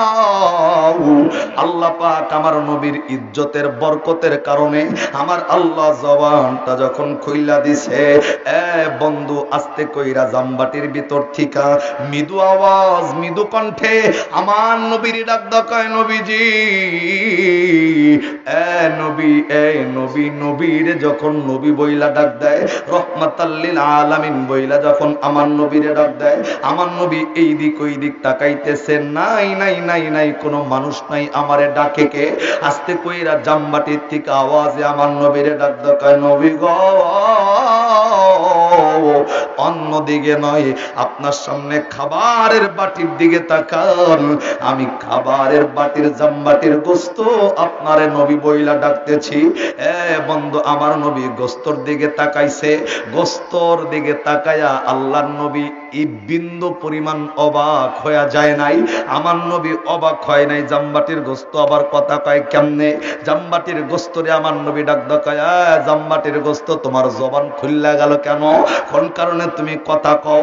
বন্ধু, কোন নবী রহমাতাল লিল আলামিন, কোন নবী সমস্ত কিসের জন্য রহমত? আমার নবী অবাক হইল না কেন? কেননা এর চাইতে বড় বড় মুজিজা আমার আল্লাহ আমার নবীর দিয়া দেখাইছে। এই ছোট্ট একটা মুজিজা দেখে আমার নবী অবাক হয় নাই। আমার নবীর মুজিজা ছিল এমন, আকাশের দিকে তাকাইয়া দুনিয়ার জমিনে দাঁড়াইয়া আবু জেহেলকে কালেমার দাওয়াত দিতে গিয়া শাহাদত আঙ্গুল দ্বারা ইশারা করে আমার নবী আকাশের চন্দ্রকে দুখণ্ডিত করেছে। কথা কোন ঠিক কিনা? বন্ধু, আমার নবীর মুজিজার বরকতের কারণে আমার নবী যখন সাহাবায়ে কেরামের সামনে যখন কাফেলা নিয়ে চলতেছিল, বিশ্বনবী যখন ইস্তেঞ্জার বাবু হয়েছে 1 নাম্বার, আমার নবী যখন করবি গাছকে ইশারা করার সাথে সাথে আল্লাহর নবীর সামনে আইসা গাছটা পর্দা করছে। ইস্তেঞ্জা করা শেষ, আল্লাহর নবী যখন ইশারা করেছে গাছটা আবার জায়গায় চলে গেছে। বন্ধু, আমার নবীর মুজিজা ছিল এমন, মৃত পাখি আমার নবীর সামনে জিন্দা হইয়া গেছে। মৃত পাখি আমার নবীর কালেমার সাক্ষী দিছে। এরকম হাজার হাজার মুজিজা আমার আল্লাহ আমার নবীর দিয়া দেখাইছে। এর জন্য জামবাটির গোস্তের কথা বলা আমার নবীর কাছে এত বড় গুরুত্বপূর্ণ কিছু নয়। ডাক দকায় গোস্ত রে, কোন কারণে তোমার জবান দিয়া কথা বের হলো বলো? বন্ধু, কোন গোস্ত আমার নবীর লগে কথা কয়? যেই গোস্তের পশুটা পর্যন্ত জবানটা বন্ধ, সেই গোস্তর পশুকে জবাই কইরা চামড়া সিলাইয়া হাড্ডি মাংস আলাদা কইরা বুনা কইরা জামবাটিতে রাখছে। এই জামবাটির গোস্ত আমার নবীর ইজ্জতের বরকতে জবান খুললা দিছে কে? আমার ভাইরা, আল্লাহর নবী যখন জিজ্ঞাসা কেন তোমার জবান খুইলা গেল, জামবাটির গোস্ত আল্লাহর নবীর ডাক দেয়, নবীজি আপনি আমারে খাবেন না, আপনি আমারে ধরবেন না, আপনি আমারে স্পর্শ করবেন না। আল্লাহর নবী ডাক দেয়, কেন কেন? ইহুদি আমারে দাওয়াত দিয়েছে ভালো মন নিয়া, কোন কারণে তুমি খাইতে নিষেধ করো? আস্তে কইরা ডাক দেয়, হুজুর ইহুদির মনের ভিতরে যেই শয়তানি আর মুখের ভিতরের মধুর ভিতরে ভিন্নতা আছে। ইহুদি আপনারে ভালো মন নিয়া দাওয়াত দেয় নাই, মুখের ভিতরে মধু অন্তরের ভিতরে হইল বিষ। হুজুর আপনারে মারার জন্য আমি গোস্তের ভিতরে 13 তোলা বিষ মিশানো হইছে, আপনাকে দুনিয়ার থেকে বিদায় কইরা দিবে। হুজুর আপনি কিন্তু আমারে খাইয়েন না, হুজুর আপনি আমারে খাবেন না। বন্ধু, আল্লাহ রাব্বুল আলামিন গোস্তের জবান খুইলা নবীর কান পর্যন্ত যখন পৌঁছে দিয়েছেন, মুহূর্তের ভিতরে বন্ধু ইহুদি দস্তরখানা নিয়ে নবীর সামনে হাজির। আল্লাহর নবীর সামনে দস্তরখানা আনছেন, নবীর সামনে দস্তরখানাটা বিছাইয়া ইহুদি এইবার ডাক দেয়, হুজুর আপনি খাবার শুরু করেন। বন্ধু, আল্লাহ নবীর চরিত্রের ব্যাপারে উসওয়াতুন হাসানাটা কেন ব্যবহার করেছেন? আল্লাহ উত্তম চরিত্রটা কেন ব্যবহার করেছেন? বন্ধু, আল্লাহর নবীর সামনে খাবার গুলা যখন দস্তরখানার উপর রেখেছেন, আল্লাহর নবীর খাইতে বলা হয়, আল্লাহর নবী খাবারে মুখ লাগায় না। ইহুদির চেহারার দিকে আমার নবী তাকানো। ইহুদি ডাক দেয়, হুজুর কেন আপনি খাবার খান না বলেন? আস্তে কইরা ইহুদির সামনে আমার নবী মৃদু আওয়াজে মৃদু কণ্ঠে অত্যন্ত ভালোবাসা বহিঃপ্রকাশ কইরা ভালোবাসার কণ্ঠে ইহুদির ডাক দেয়, ইহুদি রে দাওয়াত দিছো ভালো, খাবার খাওয়াবা ভালো, কিন্তু খাবারের ভিতরে আবার বিষ মিশানোর কি প্রয়োজন? আল্লাহু আকবার। কর খাবারের ভিতরে বিষ মিশাইছে, আমার নবী রাগান্বিত হয়ে যায় নাই। খাবারের ভিতরে বিষ জানে, আমার নবী ধইরা তারে মারতে যায় নাই। আমার নবী তারে একটা গালি দেয় নাই, আমার নবী তারে একটা বকা দেয় নাই। আমার নবীর চরিত্রটা দেখেন। আর আপনি আমি অন্যের বাড়িতে দাওয়াত খাইতে যাইয়া জাল কিংবা নুন যদি কম বেশি হয়, বকাবাজ্যের সীমা নাই, সমালোচনার সীমা নাই। বিবির হাতের রান্না খারাপ হইলে তারে মারি, আরে মায়ের রাতের রান্না খারাপ হইলে তারে ধরি। কিন্তু নবীর সামনে খাবারে বিষ। উত্তম আচরণটা দিয়ে আমার নবী মুহাম্মদদেরকে আচরণ শিক্ষা দিছে। নবী ইহুদির ডাক দকায় ইহুদি, খাবারের ভিতরে আবার বিষ মিশানোর কি প্রয়োজন? একবার আওয়াজ করে বলা যাবে কি সুবহানাল্লাহ? বন্ধু, ইহুদির কাঁপতে আরম্ভ করেছে। আরে আমি যে খাবারে বিষ মিশাইছি নবী কেমনে জানলো? আমি তো ধরা পইরা গেলাম, নবীর হাতে তো ধরা পইরা গেছি। ইহুদি কান্না জড়িত কণ্ঠে বন্ধু কথা বলতে পারে না, দাঁড়াইয়া দাঁড়াইয়া কাঁপতেছেন। নবী কেমনে জানলো খাবারের ভিতরে বিষ? শুধু অন্তরের ভিতরে ওই সকালের পরিকল্পনা। নবীর কাছে তো আমি বলি নাই, বলছে হয়তো আমার ওই ভাই প্রতিবেশী যেই বেটা সকাল বেলায় আমার কাছে আসছিল। এ বন্ধু দাঁড়ায়া কাঁপতেছে আর তার কথা ভাবতেছে। মুহূর্তের ভিতরে প্রতিবেশী দেখার লিগাইছে আমার নবী কেমনে মরল একটু দেখা দরকার। এ বন্ধু কেবলমাত্র ঘরের ভিতরে ঢুকছে, তাকাইয়া দেখে ইহুদি কাঁপতে আরম্ভ করছে। এই কাঁপাওয়ালা ইহুদি আস্তে কইরা ওই প্রতিবেশীরে ডাক দেখায়া, বন্ধু তুই তো বন্ধু নামের কলঙ্ক, খাবারে বিষ মিশাইয়া সারতে পারি নাই, ওয়াদা দিছিলি 10 বার, আমার নবীর কাছে কেমনে কইয়া দিতে পারলি? মুসলমান, যেই ব্যক্তি চুরি করে নাই তাকে চোর বললে মেজাজ গরম না ঠান্ডা? ইহুদি বিষ মিশানের কথা নবীরে কয় নাই, বলেছে যখন মেজাজ গরম, একজন আর একজনের লগে হাতাহাতি শুরু। আমার নবী আস্তে কইরা ইহুদির ডাকটা বললেন, ইহুদি ঝগড়া বন্ধ কইরা দে। তোরা কেউ আমার কাছে খাবারের ভিতরে বিষ মিশানোর কথা কস নাই, কোন মানুষ আমারে জানায় নাই খাবারের ভিতরে বিষ। আমারে তো জানাইছে যে খাবারে বিষ মিশাইছ, দুনিয়ার কোন মানুষ আমারে বলে নাই। ওই খাবার যুক্ত বিষ যুক্ত খাবার আমি নবীর কান পর্যন্ত দিছি। আওয়াজ করে জোরে সুবহানাল্লাহ। বন্ধু, ইহুদিরা আমার নবীর জাদুকর বলে জানতেন। এই বিষয়টাও তারা খুব সহজভাবে নিছে। আরে নবীর কাছে অবশ্যই ওই খাবার যুক্ত বিষ কানে বলতেই পারে। আস্তে কইরা ইহুদি আমার নবীর থেকে বাঁচার জন্য নবীর আস্তে কইরা ডাক ডাকায়, হুজুর আমি যে খাবারের ভিতরে বিষ মিশাইছি আপনারে মারার জন্য নয়, খাবারে বিষ মিশাইছি আমি ইহুদি দেখতে চাইছিলাম এমন। আপনি যদি সত্যিকারের নবী হন, আপনি যদি আল্লাহ তাআলার শেষ নবী হন, তাহলে আমি এটা প্রমাণ করতে চাইছি আপনি যদি আমার বিষযুক্ত খাবার খাইয়া হজম করতে পারেন। আমি তো মনে মনে ওয়াদা নিয়েছি, বিষযুক্ত খাবার খাইয়া যদি পেটে হজম হয়, আমি সহ আমার পুরা পরিবার আপনার হাতে কালেমা পড়ে মুসলমান হয়ে যাব। এটার নিয়তে তো আমি আপনার খাবারের ভিতরে বিষ মিশাইছি শুধুমাত্র নবীর হাত থেকে বাঁচার জন্য। আল্লাহর নবী ডাক ডাকাই, ইহুদিরে সত্যি যদি আমি খাবার যুক্ত বিষযুক্ত খাবার খাই, তুই কি আমার হাতে কালেমা পড়ে মুসলমান হবে নাকি বলো? ইহুদি ডাক ডাকাই, হুজুর খাবার যদি আপনি বিষযুক্ত খাইয়া হজম কইরা যদি দাঁড়াইয়া থাকতে পারেন, আমি আপনার হাতে আমার পরিবার সহ মুসলমান হয়ে যাব। আল্লাহ নবী আস্তে কইরা, এ বন্ধু এই পরিস্থিতির মধ্যে অন্য কাউকে ডাকে নাই, আমার আল্লাহর নবী সাহায্য চাইছে কার কাছে? আর একটু আওয়াজ দিয়ে আল্লাহর নামটা জোরে বলেন, কার কাছে? আমরা বিপদে পড়লে সাহায্য চাইব কার কাছে? সন্তান লাগলে সাহায্য চাইব কার কাছে? অসুস্থ হইলে সুস্থতার জন্য চাইব কার কাছে? মানুষ কিন্তু আল্লাহ তাআলার কাছে নামাজে দাঁড়াইয়া বলে, ইয়াকা না'বুদু ওয়া ইয়াকা নাস্তাঈন। আল্লাহর ডাক ডাকায়, আল্লাহ ইবাদত করি তোমার, সাহায্য চাই তোমার কাছে। এই জায়গায় আল্লাহর ঠিকই সাহায্যকারী বানাই। আবার সন্তানের প্রয়োজন হইলে আল্লাহরে বাদ দিয়া পিসাবের কাছে সন্তান চাওয়ার মতো পাবলিক আছে না? বন্ধ শিরক কিন্তু ছেড়ে দেওয়া লাগবে, ওই দিকেও আলোচনা নয়। আল্লাহর নবী মালিক রে আল্লাহর ডাক দিয়া বললেন, আল্লাহ তুমি তো সব কিছু দেখতেছো, সব জানো আল্লাহ, এই পরিস্থিতিতে আমার কি করা দরকার? আল্লাহ রাব্বুল আলামিন জিবরাইলকে ডাক দেয়, জিবরাইল আমার নবীরে যায় বলো একটা দোয়া আমি আল্লাহ শিখায় দেই, এই দোয়াটা পয়রা আমার নবীরে ইহুদির 13 তোলা বিষ খাইতে বলো।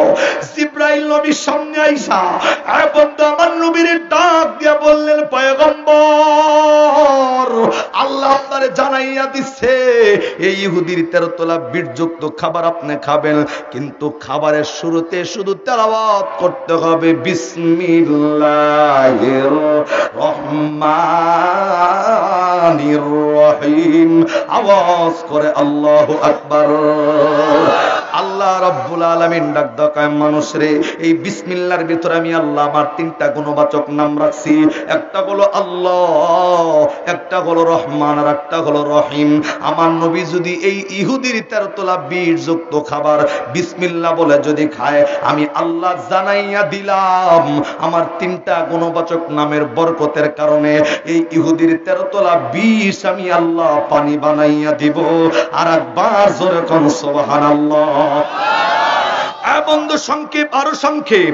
বন্ধুরে ইহুদির সামনে আমার নবী দাঁড়াইছেন, আল্লাহ পাক রব্বুল আলামিনের শিখানো বার্তা বিসমিল্লাহির রহমানির রহিম বলে আমার নবী খাবারটা যখন কমপ্লিট কইরা দিছে গো, আমার নবী ইহুদির 13 তোলা বীর্যযুক্ত খাবার খাইছে বিসমিল্লাহির রহমানির রহিম বলে। নবী বীর্যযুক্ত খাবার খায়া ওই জায়গায় দাঁড়ানো, দীর্ঘ সময় পার হইয়া যায়, নবীর শরীরের ভিতরে বিষের কোনো প্রতিক্রিয়া দেখা যায় না, আল্লাহর নবীর চেহারার ভিতরে মলিনতা আসে না।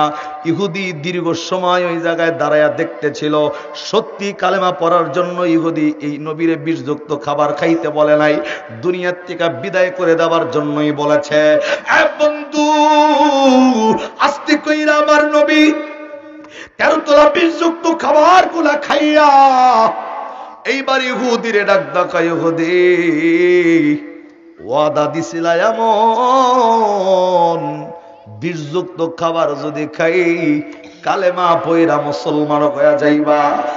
ইহুদি আমি তো বিষযুক্ত খাবার খাইয়া দাঁড়াইছি রে, এইবার বলে দে কি কালেমা পড়বি না? বন্ধু আমার নবী এই কথাটা বইলা ইহুদির চেহারার দিকে তাকাইয়া দেখছেন, তাকাইয়া দেখি ইহুদির মনের অজান্তেই চোখ দিয়া অজস্র পরিমাণ ধারায় পানি ঝর্ণার মতো জমিনে পড়তেছে। একবার আওয়াজ করে বলা লাগবে সুবহানাল্লাহ।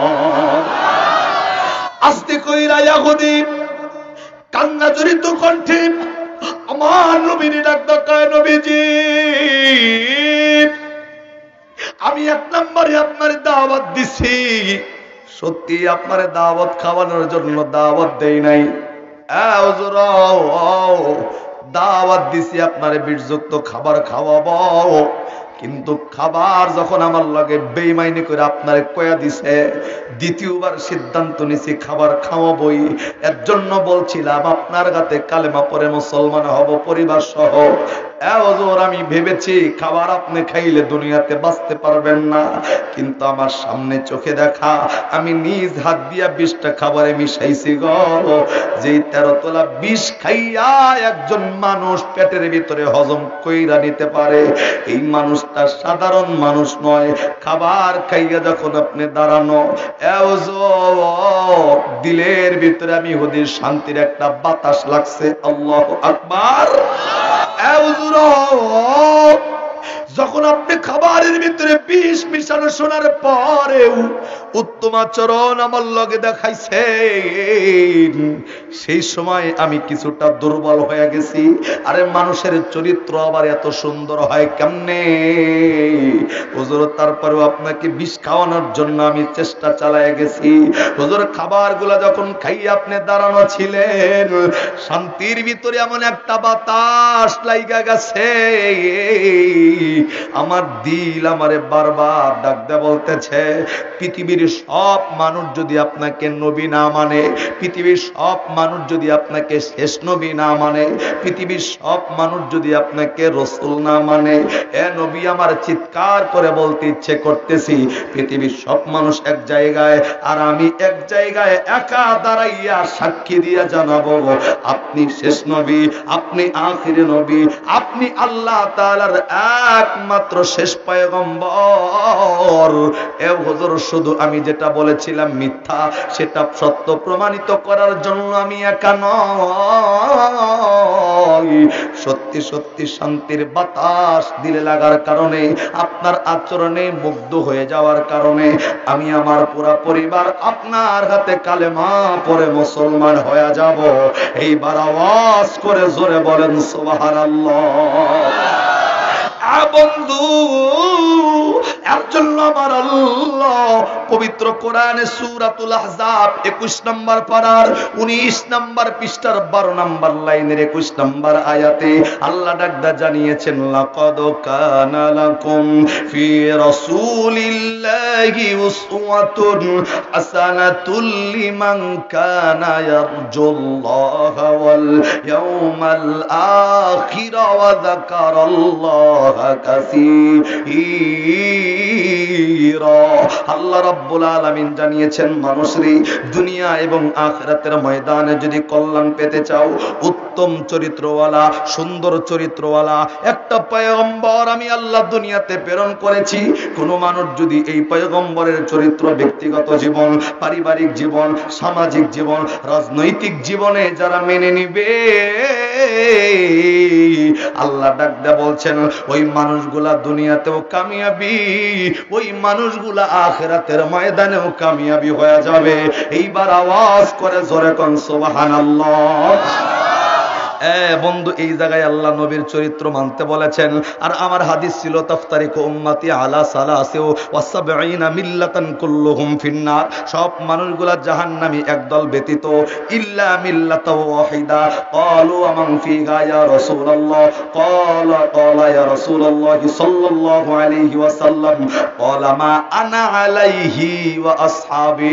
আমার নবী এই জায়গায় একই আমলের কথা সাহাবায়ে কেরামদেরকে ডাক দেয়, সাহাবী নিকলাদরি পাড়ার মানুষদেরকে জানায়ও যে একদল মানুষ আল্লাহর জান্নাতে যাবে, ওই মানুষগুলার যে আমলটা হবে, ওই আমলের নাম হইল আমি নবীর আদর্শ এবং আমার সাহাবায়ে কেরামের আদর্শ মেনে হায়াতের জিন্দেগিতে চলবে যারা। আল্লাহর নবী ডাক কয় 73 থেকে বাছাই হইয়া এক দলের আওতাভুক্ত হয়ে জান্নাতে যেতে পারবে তারা। একটু আওয়াজ করে জোরে সুবহানাল্লাহ। আরে হয় না, আরেকবার জোরে কোন। বন্ধু, যেই ছবির চরিত্র মানলে দুনিয়া এবং আখিরাতে কল্যাণ পাওয়া যায়, নবীর আদর্শ, সাহাবায়ে কেরাম আদর্শ মানলে আখিরাতের ময়দানে জান্নাতি হওয়া যায়, সেই নবীর চরিত্র মানতে রাজি আছি না নাই? আরে কথা কোন, কথা জোরে বলেন, আছে না নাই? শুধুমাত্র নবীর চরিত্র মানবো আজকে থেকে ইনশাআল্লাহ। হাত তোলেন। এই নবীর আদর্শ, সাহাবায়ে কেরামের আদর্শ মেনে নিজেকে জান্নাতের ভিতরে নাম লেখাবো, রাজি আছি তো ইনশাআল্লাহ? মানতে রাজি আছি না নাই? নবী যেটা করেছেন, করতে বলেছেন সেটা করব, যেটা ছাড়তে বলেছেন সেটা ছাড়বো, রাজি আছি ইনশাআল্লাহ। জোরে কোন, আর একবার জোরে কোন। হাত নামান। আমি এইভাবে 2-4-5 মিনিট আছি, আমি শেষ করে দেব। তার আগে বলছি, প্রথমে যে কথাটা বলেছিলাম আমি, যে নামাজ ছাড়াও জান্নাতে যাওয়া যায়, রোজা ছাড়াও জান্নাতে যাওয়া যায়, কালেমা ছাড়া জান্নাতে যাওয়া যায়, এভরিথিং ছাড়া জান্নাতে যাওয়া যাবে। আমল কয়টা? আমলটা ছিল এই, কোন মানুষ যদি নামাজ আজকে থেকে পড়ানো লাগতো না, রোজা ছেড়ে দেন, হজ ছেড়ে দেন, জাকাত ছেড়ে দেন, সালাম কালাম এভরিথিং ছেড়ে দেন, সব ছাড়বো, আমল করব একটা, সেই আমলের নাম আমার নবীর আদর্শ। মানতে রাজি আছি? আরে কথা বলেন, মানতে রাজি আছি? নামাজ পড়বো না, রোজা করবো না, হজ করবো না, জাকাত দিব না, নবীর আদর্শ মানতে রাজি আছি? এখন নবীর আদর্শের ভিতরে ঢুইকে আপনি যদি দেখেন নবী নামাজ পড়তে বলেছে, তেলি পড়ন লাগবো। কথা কন, আরে কথা জোরে কন। নবীর আদর্শের ভিতরে ঢুইকা যদি দেখেন আমার নবী রোজা করতে বলেছেন, রোজা করেছেন, তেলি করতে। যদি নবী বলেন আপনাকে হজ করার জন্য আপনার সামর্থ্য আছে, হজ করা লাগবে, জাকাতের সামর্থ্য থাকলে জাকাত দেওয়া লাগবে, আমি বলবো না আপনি নামাজ পড়েন, আমি বলবো না আপনি রোজা করেন, আমি বলবো না আপনি হজ করেন, জাকাত দেন, সব বাদ, নবীর আদর্শ মানবো, রাজি আছি নাকি? আরে কতক্ষণ আসি? একের ভিতরে সব, একের ভিতরে নামাজ কালাম সব ছেড়ে দেন, আমার আপত্তি নাই, নবীর আদর্শের ভিতরে ঢুকে যান। আল্লাহর কসম, বাংলাদেশের ভিতরে সমস্ত দুর্নীতি দূর হয়ে যাবে যদি প্রত্যেকটা, এই যে হিরোর থেকে জিরো পর্যন্ত প্রত্যেকটা চেয়ারের কর্মকর্তা যদি আমার নবীর আদর্শটাকে মেনে নেয়। কথা কন, কথা কন।